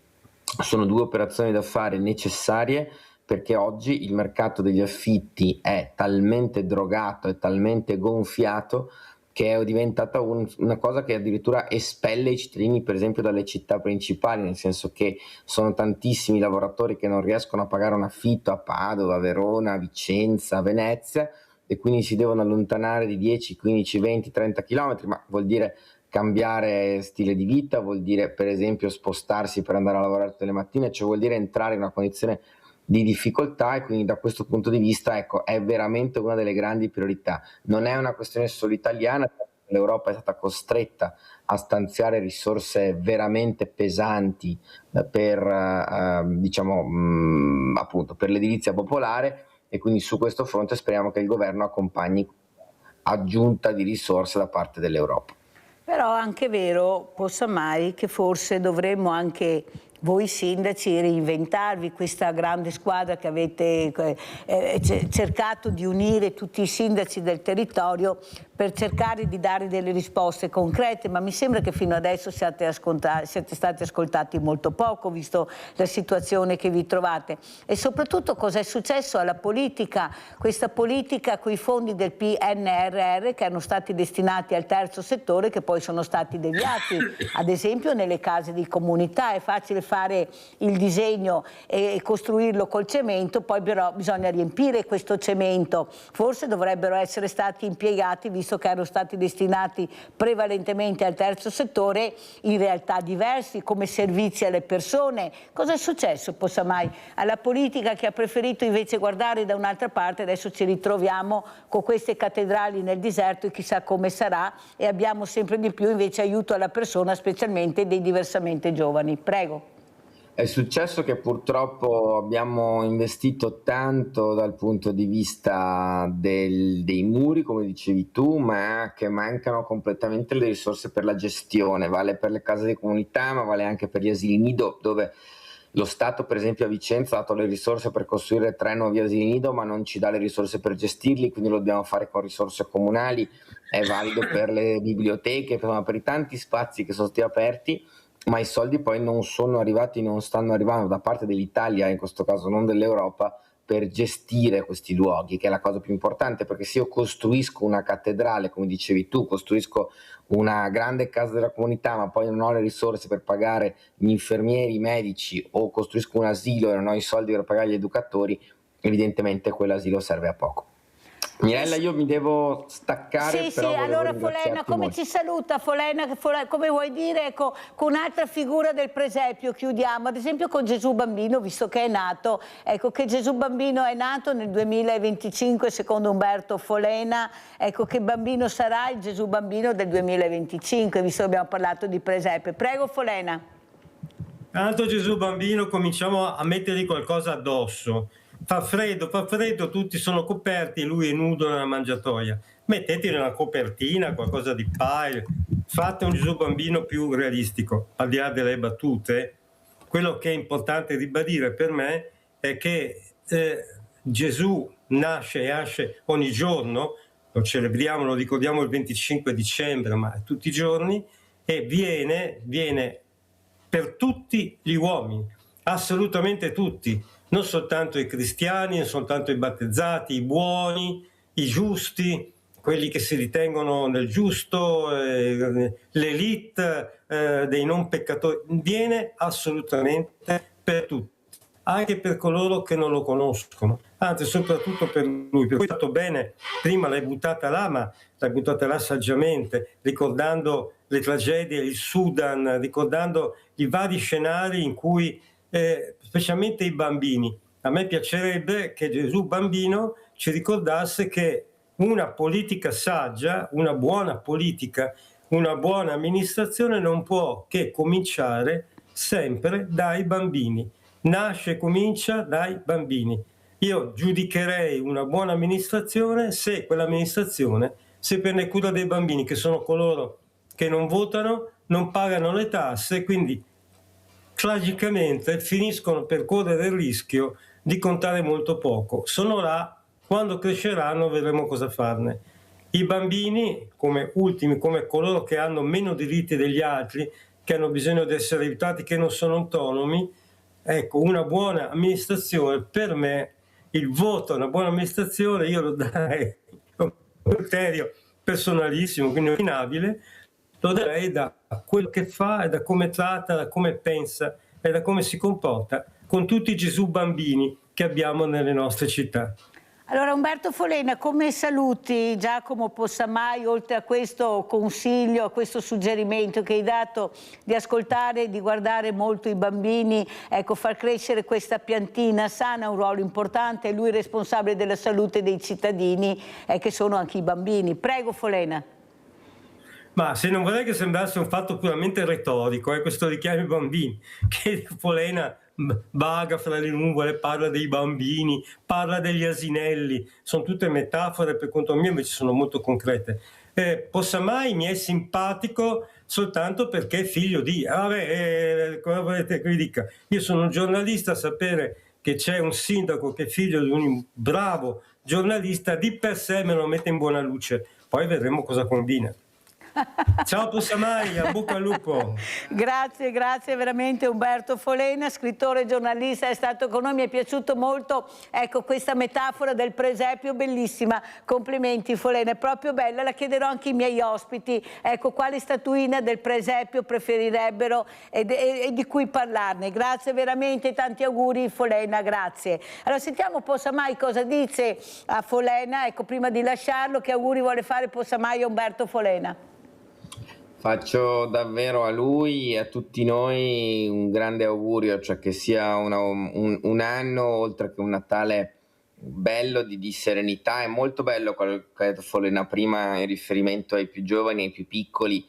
Penso per esempio al ragionamento sugli asili nido che facevo prima, cioè alla necessità di garantire ai nostri piccoli un'educazione, un percorso di crescita, alle famiglie di essere affiancati in questo percorso. Quindi spero davvero che possa essere un anno, diciamo, segnato da questo atteggiamento, da questa apertura verso i più piccoli, senza dimenticarci, come Mirella ricorda sempre, i più anziani, quelli che hanno fatto la storia, il percorso del nostro Veneto e che ancora oggi sono importantissimi. Allora andiamo a vedere, adesso visto che abbiamo parlato di giovani, andiamo a sentire ecco, questo racconto di questa mamma su questo cosiddetto bullo della baby gang e poi sentiamo Giacomo Possamai. Com'era prima? Era diverso, era il mio bambino. Non lo riconosce più? No, è un mostro. Parole forti, ancora di più se a pronunciarle una madre nei confronti del proprio figlio. Parole però che racchiudono la disperazione di due genitori che da 2 anni stanno vivendo un incubo per quel figlio sedicenne che non riconoscono più. La spirale di paura e violenza inizia in prima superiore quando il giovane viene in contatto con altri giovanissimi che lo avvicinano al mondo della droga. Ha iniziato con le prime canne e da quest'anno ho iniziato con dei farmaci e delle droghe un po' più pesanti, perché me le fa vedere e se gliele butto via mi mette le mani addosso e se chiamo ancora i carabinieri mi fa ancora del male. L'ho visto io a casa, lo fa tranquillamente, fuma dappertutto, sui treni, su centri commerciali, non ha paura di nessuno. La mamma parla di una sorta di reclutamento da parte di alcuni membri di una baby gang. Lui è sottomesso e fa delle cose che gli altri che vogliono che faccia perché magari ha paura o ha bisogno di soldi e deve fare quello che gli altri dicono di fare. Voi sapete se si è reso responsabile di atti di violenza in giro? Non lo so, ha tanti segni nel corpo. Ha preso talmente tanti verbali, la comunità non si trova, ce ne sono troppo poche per questi ragazzi. Voi l'avete denunciato? Sì, tante volte. Non è una cosa facile da parte di un genitore. No, sono arrivata all'estremo. Violenza che si scatena anche all'interno della famiglia. Prima di andare via mi ricatta e mi affronta e io devo stare zitta, se no mi mette le mani addosso. È anche armato? Aveva i coltelli, dei coltelli sì, li ho trovati, taglierini, li nasconde. Tra l'altro vi fa delle minacce anche molto pesanti per il futuro. Sì, ci vuole, ha detto che quando lui ha 18 anni ci vuole sterminare. Dormo con un bastone sotto il letto perché se arriva e succede qualcosa io so difendermi. Avete paura di lui? Abbastanza. L'ultima volta sono andata a una festa, lui mi ha chiesto dei soldi, eravamo per strada e mi ha tirato una pacca, mi ha tirato un calcio nella gamba. Mi ha fatto la gamba tutta nera perché i soldi non gliel'ho dati. Una situazione che è venuta a crearsi anche a causa di un disturbo del comportamento di cui soffre il ragazzo. È una malattia mentale perché cambia l'umore, è molto dolce, dopo diventa molto aggressivo e non vuole essere curato. In questi 2 anni la famiglia si è resa conto che ci sono pochi centri in Veneto e in Nord Italia che possano accogliere ragazzi con queste problematiche. Gli stessi genitori, ormai allo stremo, sarebbero pronti a chiedere un TSO per il figlio. Io glielo farei fare per prendere i suoi farmaci, sì. Per salvarlo? Sì. Per salvare la famiglia? Sì, piuttosto di vederlo giù per un fosso o che lui uccida qualcun altro. Voglio solo il bene di mio figlio, non voglio che finisce in carcere. Allora, queste parole drammatiche di questa intervista della nostra giornalista Francesca Bozza fanno capire la solitudine di questi genitori e di questa famiglia Possamai. Ma è mai possibile che addirittura il TSO, fare un TSO adesso è diventato ancora più complicato di prima, invece di agevolare diventa un dramma?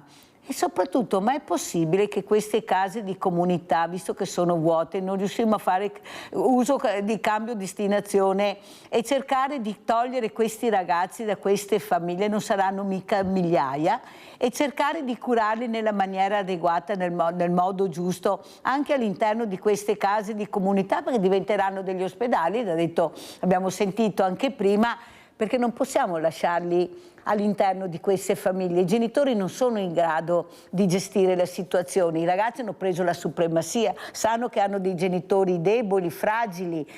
Cosa si può fare, Possamai? Perché abbiamo le carte da giocare se vogliamo giocarle, basta che però vengano fatte delle deroghe e la politica invece di parlare agisca, o sbaglio? Prego, Possamai.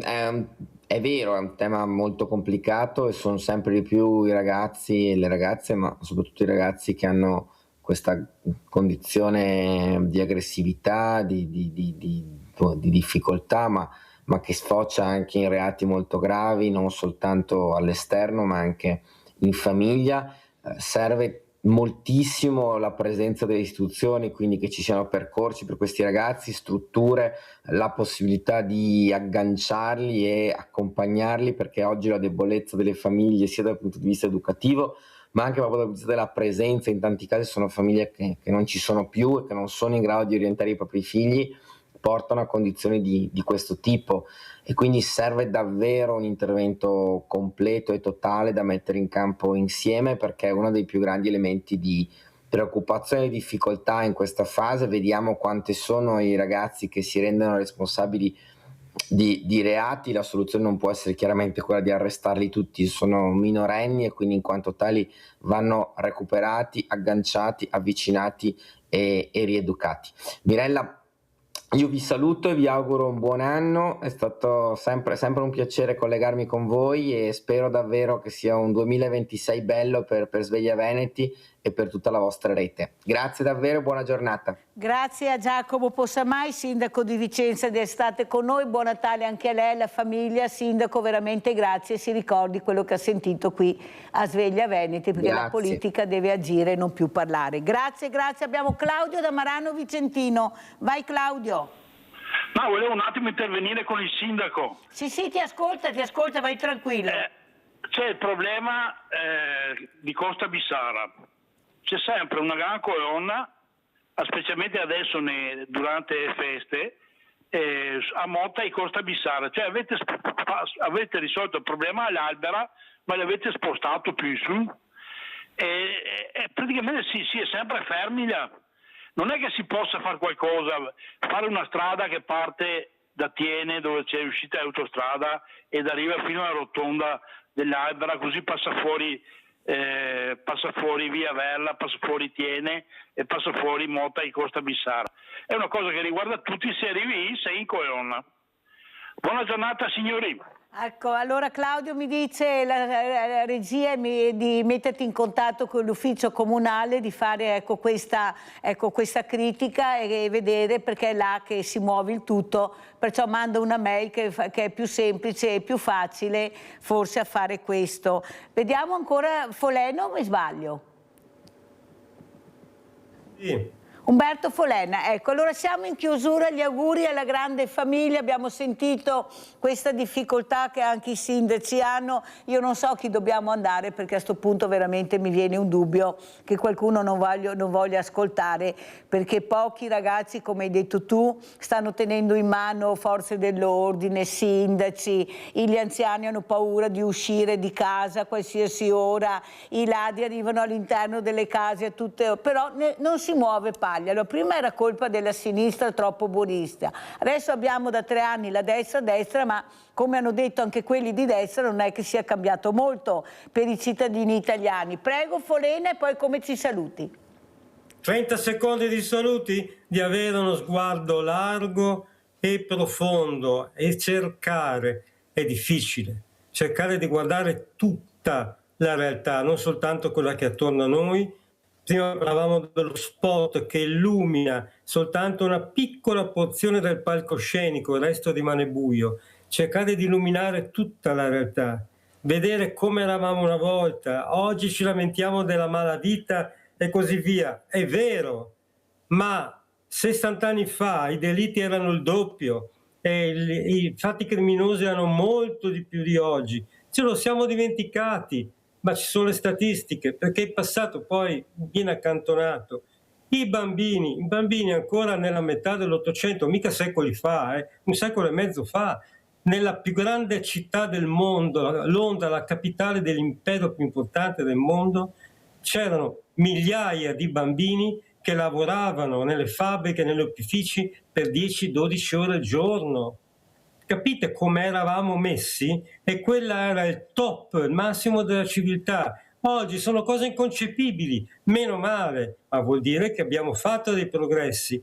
Quindi avere uno sguardo largo, auguro a me stesso innanzitutto, come giornalista, come operatore culturale, di avere uno sguardo largo che va al di là di me, della mia persona, delle cose del mio quartiere. Uno sguardo largo e profondo, un senso della storia. Studiamo come eravamo per capire dove vogliamo andare. E anche i sindaci auguro davvero hanno la mia simpatia perché hanno un compito difficilissimo.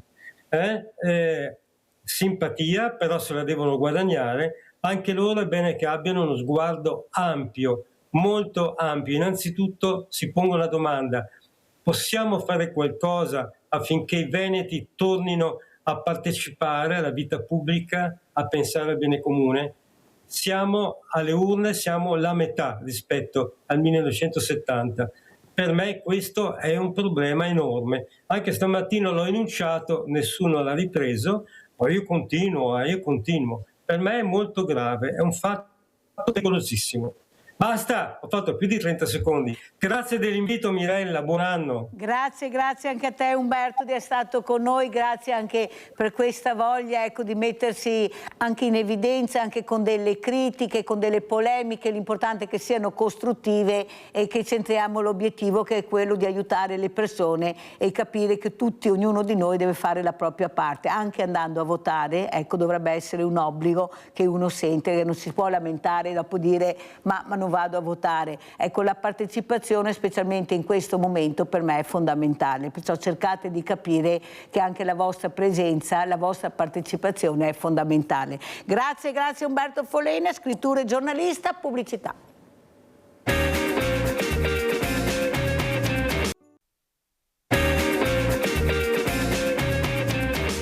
Parleremo di scuola, ma scuola cosa vuol dire? Vuol dire insegnanti, docenti, ma vuol dire anche famiglie, vuol dire genitori, vuol dire parlare di ragazzi, capire cosa sta succedendo all'interno di queste piantine che fanno fatica, non tutte, ma un certo numero, a crescere bene, perché gli esempi sono negativi. Avete sentito prima la mamma di questo ragazzo che è in balia, di questo figlio che non riesce a prendere la supremazia, il figlio l'ha capito, loro sono fragili, lui è forte, si permette di fare qualsiasi violenza perché ha perso il lume della ragione. Siamo con Paola Manzan, insegnante, molto importante, per parlare di queste relazioni. Cosa vedete Paola? Come si è chiusa? Adesso sono tutti in vacanza, la scuola si è chiusa, inizierà il 7 di gennaio, prego. Allora, cosa vediamo? Se facciamo un po' un resoconto di quest'anno, è stato un anno un po' carico anche, no? di notizie forse non sempre bellissime. Mi ricordo che ne abbiamo parlato ancora, Mirella, di certi episodi anche di violenza, di bullismo, quindi è stato un anno un po' pieno.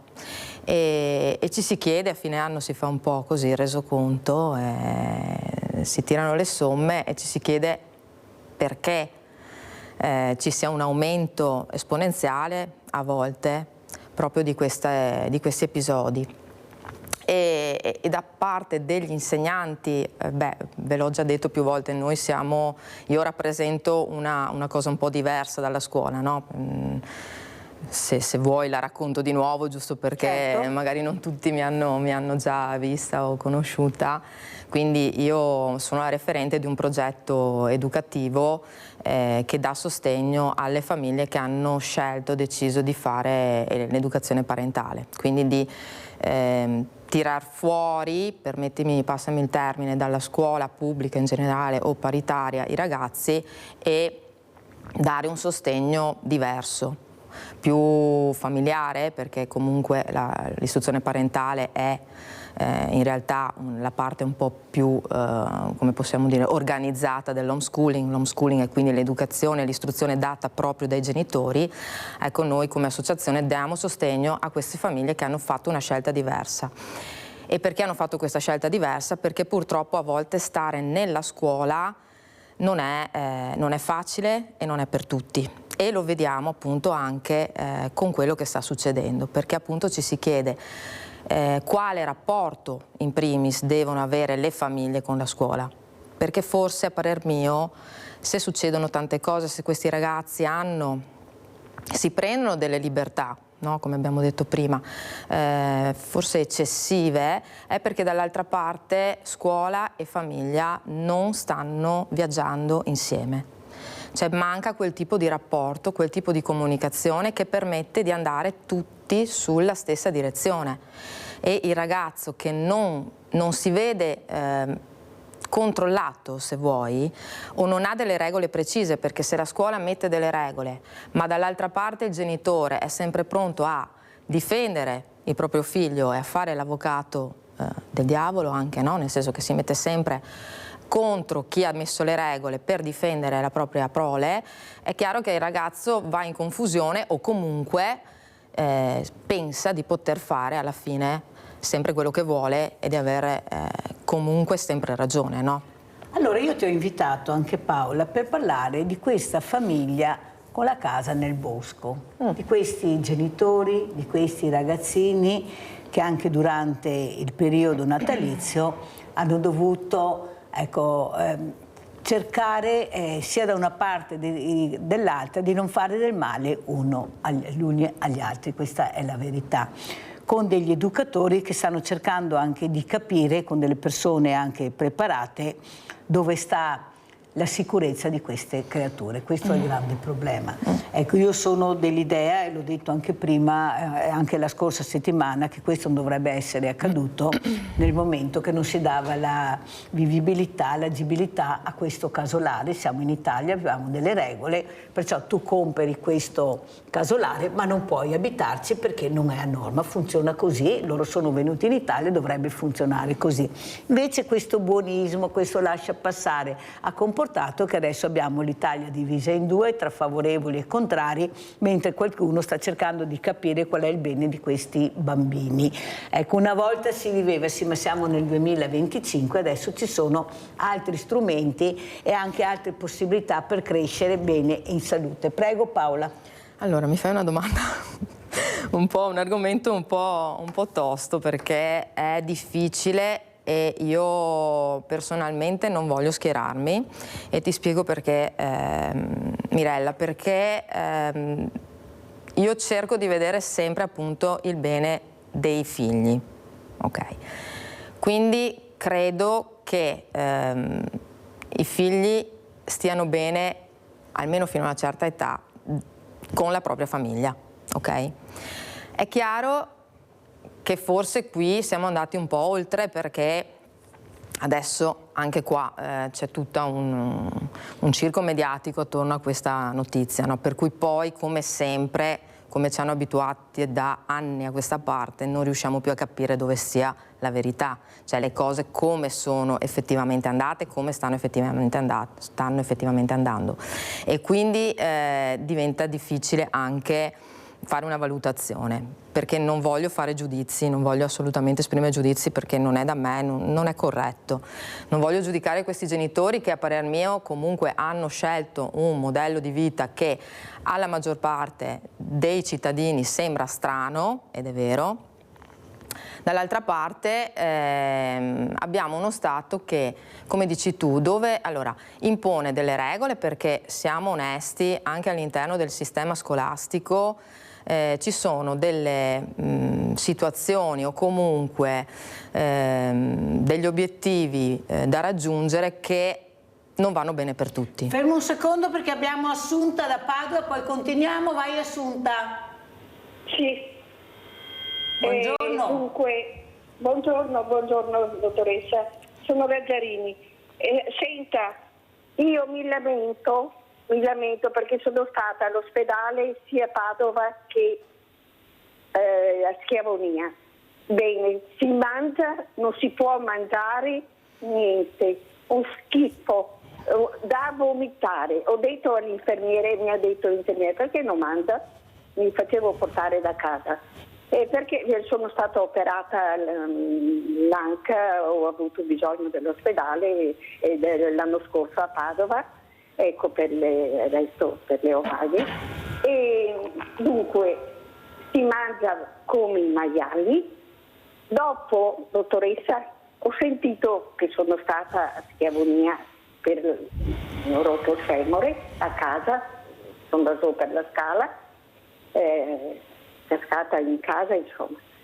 E dunque ho sentito un'infermiera che ha detto: vedi con un'altra, vedi, mi metto i guanti e mi rilevo stasera e faccio tutta la sala, hai capito? Io sono venuta a casa da Schiavonia con scricchioli, infezione di tutte le qualità, un prurito da matti. Ho dovuto stare a letto perché mi è venuto di tutto. Ecco. Non so come funziona, ecco, le infermiere non sono da niente, non hanno amore, perché gli ho detto, perché anch'io ho fatto infermiera a domicilio con amore e ci arrivavo prima dei dottori, per dire. Mi dica lei se possiamo, si lamentano della Giorgia, della Presidente, cosa può fare se non ha soldi? Io non ho neanche la pensione, mi sono messa via un po' di soldi, non ho la pensione perché mio marito è morto e aveva la invalidità e la invalidità va a morire con lui, perché non ho la pensione. Io mi pago tutte le analisi, adesso ho fatto le analisi, per esempio. Mi dica perché sono tante persone che hanno soldi e vanno a fare dal dottore le analisi con la mutua. Grazie Assunta, mi fa piacere averti sentito. Guarda, io ero piccolissima che sentivo che in ospedale si mangia male, continuo a sentire ancora che si mangia male, sempre la stessa minestra, non cambia niente, poi bisogna vedere da ospedale a ospedale. Certo che gli infermieri con i numeri che hanno sono anche bravi a fare quello che fanno, dico io, perché veramente se non ci fossero dovremmo, poi sai, il buono, il cattivo, il bravo, il bello, il buono c'è sempre, ci sarà sempre dappertutto. Forse si stata un po' più sfortunata di altri, però è giusto anche ascoltare queste testimonianze, perché sono testimonianze dei miei carissimi diversamente giovani che vanno ascoltati. Grazie Assunta. Allora Paola Manzano, continuiamo e dopo se vuoi aggiungere qualcosa a quello che hai sentito da Assunta, prego. Sì, quindi dico, dall'altra parte abbiamo un'istituzione scolastica che è, come possiamo dire, racchiude dentro certi schemi, ok? Chi la frequenta, chi è obbligato a frequentarla, perché comunque l'istruzione è obbligatoria, nonostante le modalità che possiamo scegliere, no?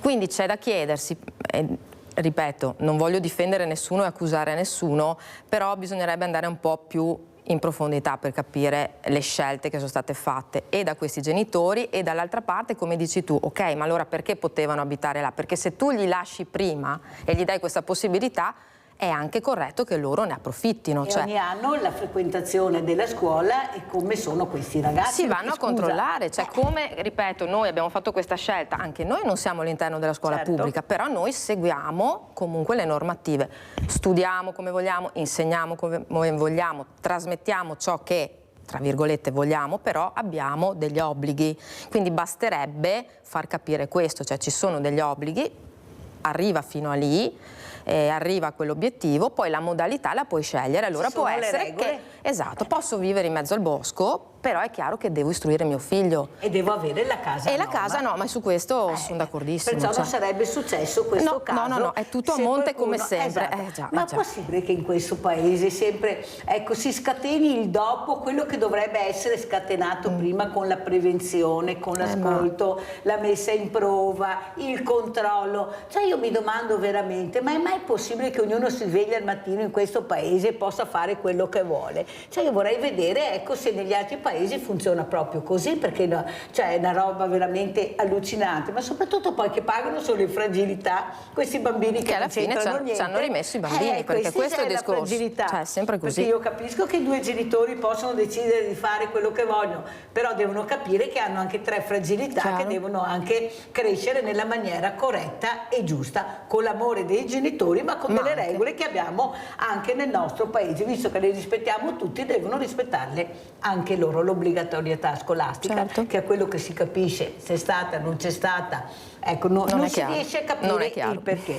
Ma non sembra, Paola, che forse la scuola, ecco, l'hanno riempita di tanti problemi, ecco, la scuola deve, indipendentemente di quale scuola, la scuola deve risolvere i problemi. Io ti mando mio figlio e tu devi arrangiarti, ma è proprio perché è così o sbaglio? sbaglio? No, è proprio così, perché fidarsi e affidarsi alla scuola non vuol dire poi delegare. Invece le famiglie da molti anni ormai stanno delegando, cioè pensaci tu, quindi anche l'educazione è diventato ti parcheggio il figlio e ci pensi tu. Quindi si sono sollevati da alcune responsabilità, delegando appunto e dando il peso all'istituzione scolastica di portare avanti una cosa che l'educazione comunque da sempre naturalmente aspetta ai genitori, non spetta alla scuola. Certo.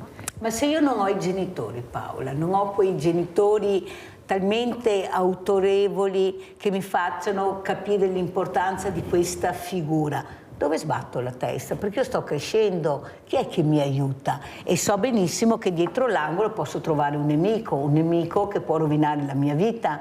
Ecco, allora cosa faccio io che non ho? Perché è facile dire Dio, patria, famiglia e scuola, io ho aggiunto. Sì. Però per arrivarci come faccio? Questa ce l'hai tu la soluzione, io non ce l'ho. Bisognerebbe, bisognerebbe ascoltarli anche sti ragazzi qualche volta, solo che si è creato un sistema, e questo purtroppo è una pecca anche del sistema scolastico, dove manca l'ascolto.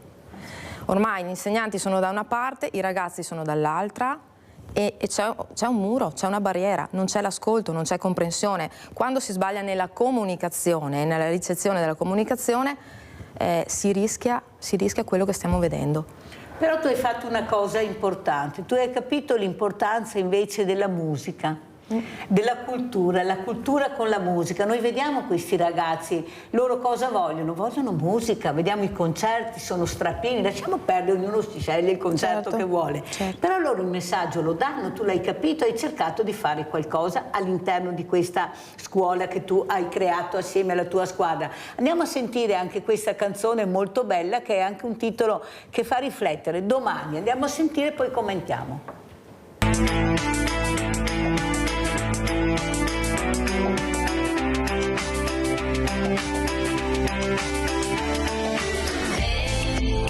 Dove sei? Non lo sai che ho bisogno di te, ancora fuori da qui. Provo freddo e non mi sento sicura. Se non ci sei, mi sento sempre come se mancasse qualcosa. Perdermi poi nei dettagli della vita mi mette un po' paura. Se poi domani verrà, il mio domani sarà a testa alta, l'ho raggiunto da sola. Quando il mio domani verrà, il mio domani sarà, chiudo gli occhi e mi respiro la vita.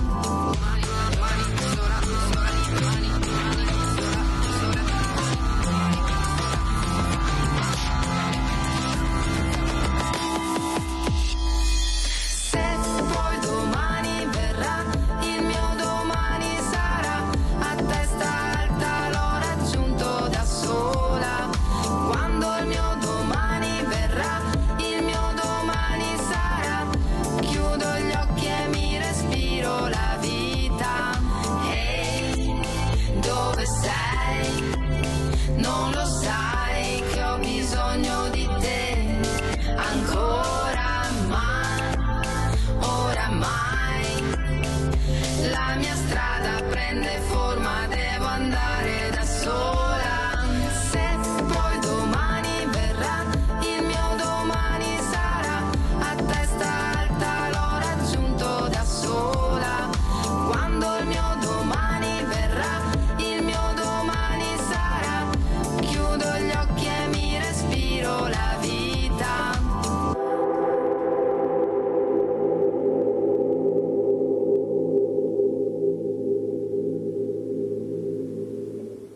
Ringraziamo anche Edoardo in regia che ha trovato questo disco molto bello, queste parole con questa musica che fanno riflettere, sono parole che tu senti dai ragazzi, dai giovani, ecco il futuro, quale futuro avremo nelle nostre mani, quanto fatica avere l'idea chiara su quello che vogliamo fare, il domani fa molta paura a questi giovani. Prego Paola. Sì, questa canzone è stata musicalmente costruita proprio dalla terza media dell'anno scorso. I ragazzi insieme all'insegnante di musica hanno costruito la melodia, la musica, i suoni e io ci ho scritto le parole, poi l'ho cantata, interpretata. Era una dedica che io personalmente ho fatto a questi ragazzi che arrivati in terza media hanno ovviamente cambiato, hanno preso ognuno la loro strada. La terza media è un anno importantissimo perché segna in parte il futuro, no? Poi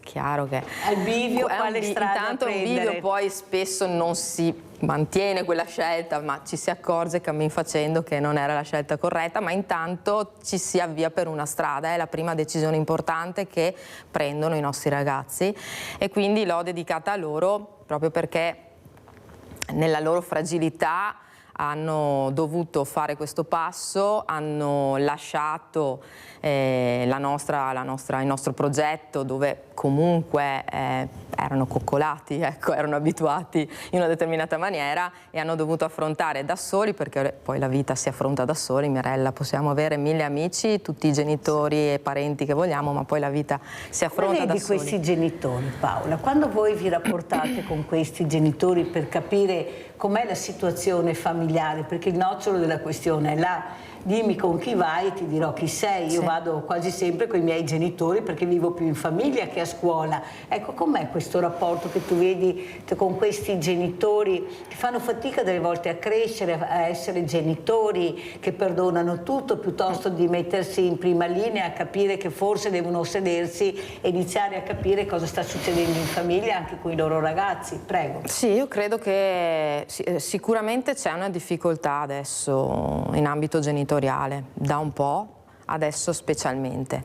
Sono in difficoltà nell'affrontare il rapporto che hanno con i propri figli, spesso non lo sanno gestire, spesso si fanno, ahimè, dominare dai figli, no? Con questa tendenza ad accontentare, a dare comunque ciò che desiderano, creano poi anche delle aspettative e quindi di conseguenza creiamo dei figli che sono a loro volta fragili, perché nel momento in cui ti sei creato delle aspettative e prima o poi l'aspettativa non si verificherà, non sarà realizzata, ecco è lì che il ragazzo va in crisi e purtroppo a volte anche con conseguenze molto pesanti, no? E quindi sì, cercano, allora quello che cerchiamo di fare noi è proprio questo, di riuscire a lavorare insieme sia chi educa, gli insegnanti, non educa, diciamo qui istruisce da una parte e la famiglia dall'altra, in modo da creare, possiamo dire, un cerchio attorno a questi ragazzi, no? E quindi dare ai ragazzi sicurezza, stabilità, perché manca. Cosa dicono i ragazzi? Ecco, non tutti, perché bisogna dire anche che abbiamo delle belle famiglie, dei genitori bravi. Stiamo generalizzando, sia chiaro che non è... Però cosa senti da questi ragazzi, ecco, quando tu cerchi anche di capire cosa frulla nelle loro teste?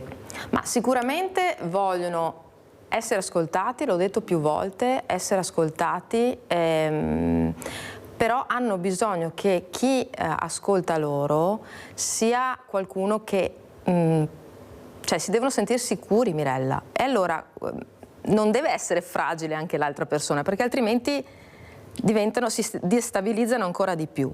Hanno bisogno di regole, cioè loro le chiedono.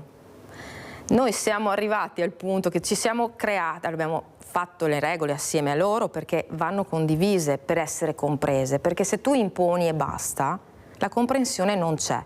E quando io non comprendo e non capisco perché devo fare una cosa, non la faccio.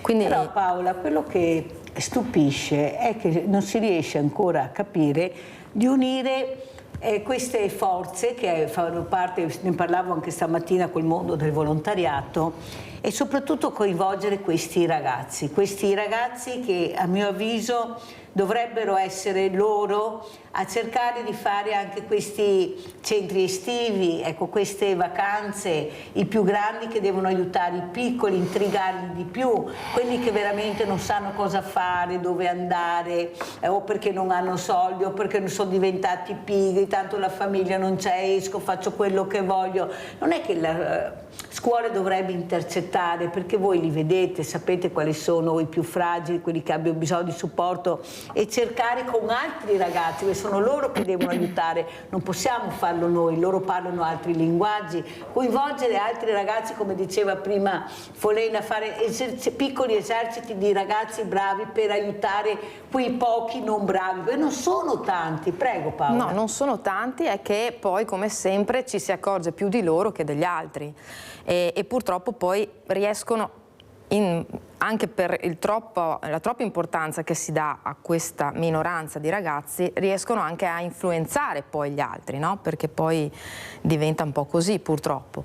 Ma allora io temo che, quello che vedo è che non c'è una volontà da parte della scuola, e non sto accusando gli insegnanti, che sia chiaro, ma è tutto il sistema che non vuole o non fa niente per trovare soluzioni. Ha paura questo insegnante, è con le spalle al muro, perché tanto arrivano questi ragazzi con l'avvocato, perché dobbiamo anche capire che è questa scuola molto aperta, dove chiunque può entrare in qualsiasi momento e magari prendere a pugni anche gli insegnanti. Abbiamo visto che è successo. Dovrebbero esserci anche qua delle regole. Una volta in scuola dopo le 10 non si entrava più, c'era il bidello e chiuso. Sì, non ci sono delle regole, ma anche qua chiediamoci perché non ci sono delle regole, cioè perché si permettono queste cose. Torniamo come la casa di prima, nel senso, si permette per arrivare là, perché finché non si arriva lì nessuno capisce. Il discorso che hai fatto tu prima è giusto, c'è sempre bisogno che poi arrivi qualcosa di pesante e allora poi tutti si svegliano, tutti si muovono, e allora facciamo qualcosa. Non fanno niente, però si muovono. Fanno finta di muoversi, fanno tanto rumore, ecco, ma fanno finta di muoversi. Quindi qua non c'è, da una parte non c'è una tutela dell'insegnante, dall'altra le famiglie che non stanno comprendendo che non si tratta di aver ragione, cioè non è che ha la ragione, ce l'ha la famiglia o ce l'ha la scuola, si tratta di responsabilità che hanno sia le famiglie che la scuola nei confronti dei ragazzi, perché alla fine della fiera ci rimettono sempre loro. Certo. Quindi però manca tutta questa base, e da una parte e dall'altra non c'è la volontà, non ci sono segnali, ci sono delle proposte ma non si sta facendo niente di unione e di collaborazione. Io la vedo. Veramente, noi continuiamo a vedere, andiamo a vedere questo bullo a Conegliano e poi parliamo con Paola Manzano. La classe vive una situazione di enorme difficoltà non per dinamiche disfunzionali del gruppo classe, quanto piuttosto per il comportamento violento di un singolo alunno nei confronti del quale la scuola e le istituzioni non riescono a mettere in campo interventi efficaci a causa dell'atteggiamento non collaborativo dei genitori dell'alunno. Inizia così il comunicato scritto al termine di un nuovo incontro tra scuola, famiglia e comune dei genitori di alcuni alunni di una scuola elementare del Coneglianese che da mesi fanno i conti con una delicata quanto difficile situazione in classe dovuta alla presenza di un bambino autore di aggressioni fisiche con calci e pugni, ma anche insulti con espliciti riferimenti sessuali. Un incubo che aveva portato le famiglie a scioperare tenendo a casa i propri figli e scendere in strada. Ad oggi, si legge ancora nel comunicato, non si può certo affermare che la situazione stia migliorando. Nell'ultimo mese i bambini sono stati costretti più volte a fare lezioni nei corridoi o in altre aule, avendo dovuto lasciare la classe dove il bambino impediva l'attività scolastica. Riteniamo a questo punto che la soluzione della vicenda potrebbe arrivare solo a fronte di un deciso intervento delle istituzioni competenti a livello superiore. Le famiglie si dicono pronte a collaborare con scuole comune per iniziative programmate con professionisti, considerate però non risolutive. Chiediamo, concludono i genitori, il pieno rispetto del diritto alla sicurezza, alla serenità e alla continuità educativa di tutti gli alunni. Sollecitiamo interventi urgenti ed efficaci. Per questo motivo, se continueranno a permanere il disinteresse verso i bambini tutti e la comunità scolastica, dovremo, nostro malgrado, ricorrere ad una nuova iniziativa. All'incontro presenti anche il sindaco Fabio Chies e l'assessore alle politiche per l'infanzia e giovanili Panizzutti. Siamo come amministrazione in continuo contatto sia con i genitori che con la scuola che con uffici scolastici provinciale e regionale. e abbiamo fatto il punto, sono state fatte delle proposte che sono anche già partite di progetti da sviluppare all'interno della classe, e quello che posso dire con certezza è che tutti, ma dico tutti, stanno facendo la propria parte per portare avanti la situazione, per portare avanti, per parlare di questa situazione un po' particolare e portarla a risoluzione o quantomeno a mitigare quelle che sono le problematiche. Allora Paola Manzan, come commentiamo questo servizio? È possibile che un ragazzo tenga in ostaggio tutti? Soprattutto non c'è dialogo tra genitori, non sono collaborativi, ma allora cosa si fa? Si mette veramente con le spalle al muro la scuola, la classe? Cioè non può funzionare così. Eppure funziona così.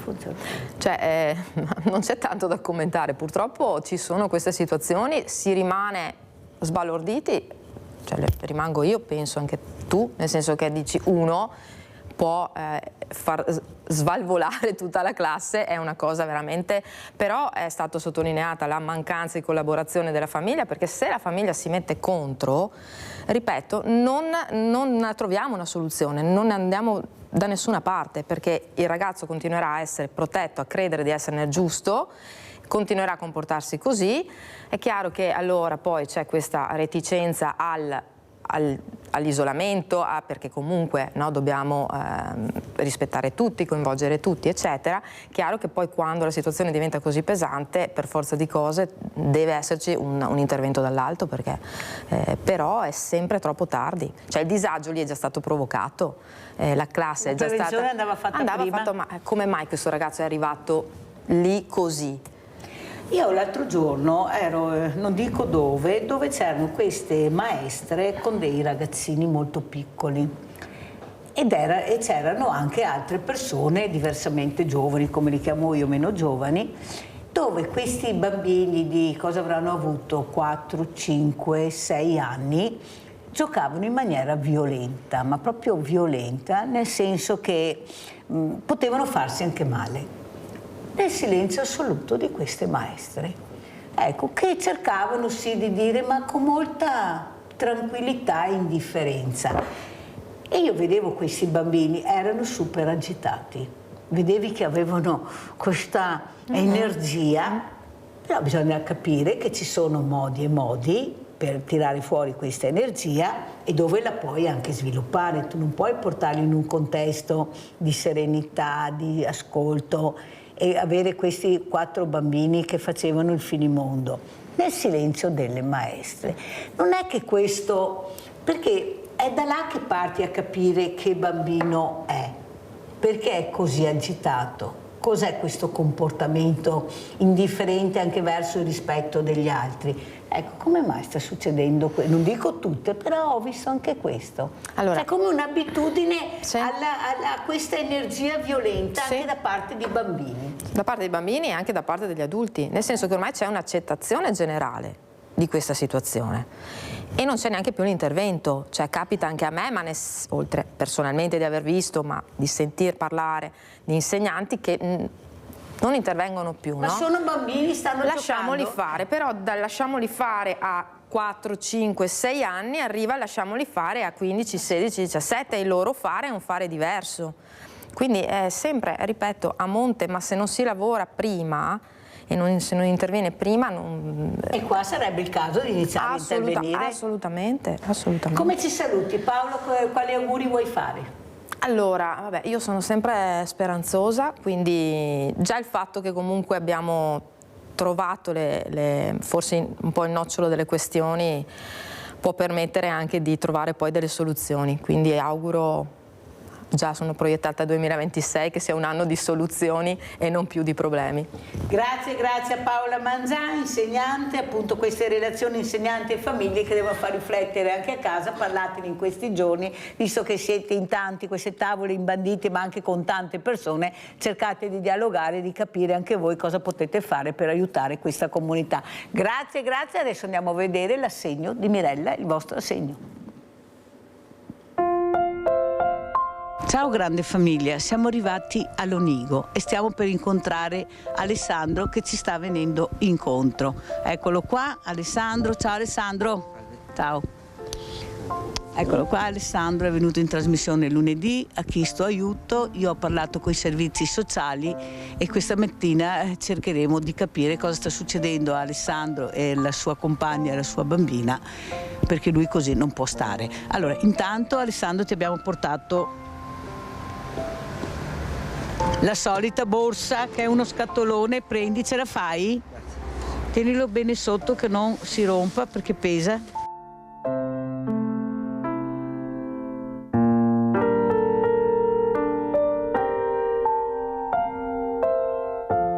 Siamo arrivati, permesso, eccoci qui, siamo entrati. Qui c'è la sua compagna, eccola qua Gemma, ciao Gemma, con questo frigoletto, ciao. Ciao frigoletto, quanto ha? Quasi 10 mesi. Quasi 10 mesi hai, sei proprio bello sei proprio bello. Eccoci qua. Allora ragazzi, io vi ho portato un po' di spesa, ho portato anche un po' di cosine per il piccolino, ecco che così Gemma ho dato un po' di robette, oltre alla spesa naturalmente, poi tu vedrai, ecco qua, che penso siano cose utili, guarda. Grazie. Ecco gli omogenizzati, i biscotti da sciogliere nel latte, i pannolini, insomma un po' di tutto. Ecco qua. Allora io imbraccio questo bellissimo bimbo, ed è anche buonissimo, e la Mirelluccia ha portato gli omogenizzati, i pannolini, le salviette per lavarti, la cremina. Ma quanto buono sei? Ma sei proprio buono, buono? Caro piccolino. Allora lo diamo a mamma Gemma. Adesso siamo con questi due genitori. Allora Alessandro voi l'avete già conosciuto. Allora io ieri ho chiamato la tua assistente sociale, anche loro interverranno perché hanno capito il problema. Ho parlato del tuo caso anche con l'assessore regionale a lavoro Elena Donazan, che si informava appunto per questo problema che c'è con l'ufficio dell'impiego. Lei mi aveva chiesto quant'era che tu non ti facevi più vedere, io non sapevo rispondere perché non te l'avevo chiesto. Quando sei stato l'ultima volta all'ufficio per l'impiego? Un mese fa. Perciò un mese fa, perciò capite che lui va. E non hai avuto risposta? No, nemmeno una. Ecco. Lui è senza soldi, Gemma non lavora naturalmente, Gemma avrebbe anche una qualifica alberghiera, però con un piccolino così momentaneamente. Allora Gemma, cosa vuoi dire questa mattina che è arrivata la Mirella? Perché tu non c'eri in trasmissione l'altro giorno. Allora è stato un'emozione comunque vedere lui là, mi ha fatto, a parte strano, però è stata un'emozione, poi vedervi entrare con la scatola della spesa. Stamattina. Perché piangi Gemma? L'emozione. È dura? Sì. L'emozione. È dura, eh? Non avere niente in frigorifero, un bambino, le vostre famiglie non possono aiutarvi perché non è che... Anche loro non sono messe tanto bene. Non sono messe tanto bene, però c'è un piccolo, avete visto. Quanto ha Francesco? Quasi 10 mesi. Quasi 10 mesi, perciò avete capito perché Jessica piange, è molto dura. Adesso vedremo risollevare questa famiglia, questa coppia, perché è una famiglia. E mi fa molto piacere che i servizi sociali di Lonigo abbiano capito il problema. Ieri ha fatto questo incontro appunto Alessandro, ma tu vai a cercare lavoro indipendentemente dall'ufficio per l'impiego. Vai a cercare, mandi mail, suoni qualche campanello, vedi che ci sono queste fabbriche che cercano operai, non li trovano. Tu cosa vuoi dire Alessandro? Allora io sono andato dappertutto, bussando le case, i cancelli, agenzie, comune, tramite anche i siti, mi sono iscritto, ho mandato anche delle notifiche, ho anche addirittura mandato una notifica al Papa, ho mandato una notifica al Capo dello Stato senza mai una risposta. Perché tu dici non è giusto che nessuno risponda a questa... quei richieste, in fin dei conti tu chiedi un lavoro. Sì. Poi dicono che i ragazzi non vogliono lavorare il sabato, la domenica. Mi sembra che non siamo in un paese sperduto. Lonigo è vicino anche a una città molto importante che è anche Vicenza. Sì. E ora cosa vuoi dire? Cosa c'è secondo te che non funziona, allora, Alessandro? Diciamo che ci sono dei ragazzi che non hanno voglia di lavorare, però se ci sono delle persone, dei ragazzi che hanno tanta voglia di lavorare, come me, che io se trovo anche di domenica ci vado, non bisogna fare tutto un erbo un fascio. Esatto, è quello che dico sempre anch'io. Allora, Gemma, tu cosa vuoi dire? Come mai secondo te si parla sempre di giovani che non hanno voglia di lavorare e queste imprese, queste ditte che cercano, però c'è il problema, la prima domanda è cosa mi date? Ma è vera questa storia oppure c'è qualcosa che non funziona? Io personalmente, anche quando cercavo lavoro io, la maggior parte delle risposte magari era anche cerchiamo persone con esperienza, però l'esperienza non la fanno fare.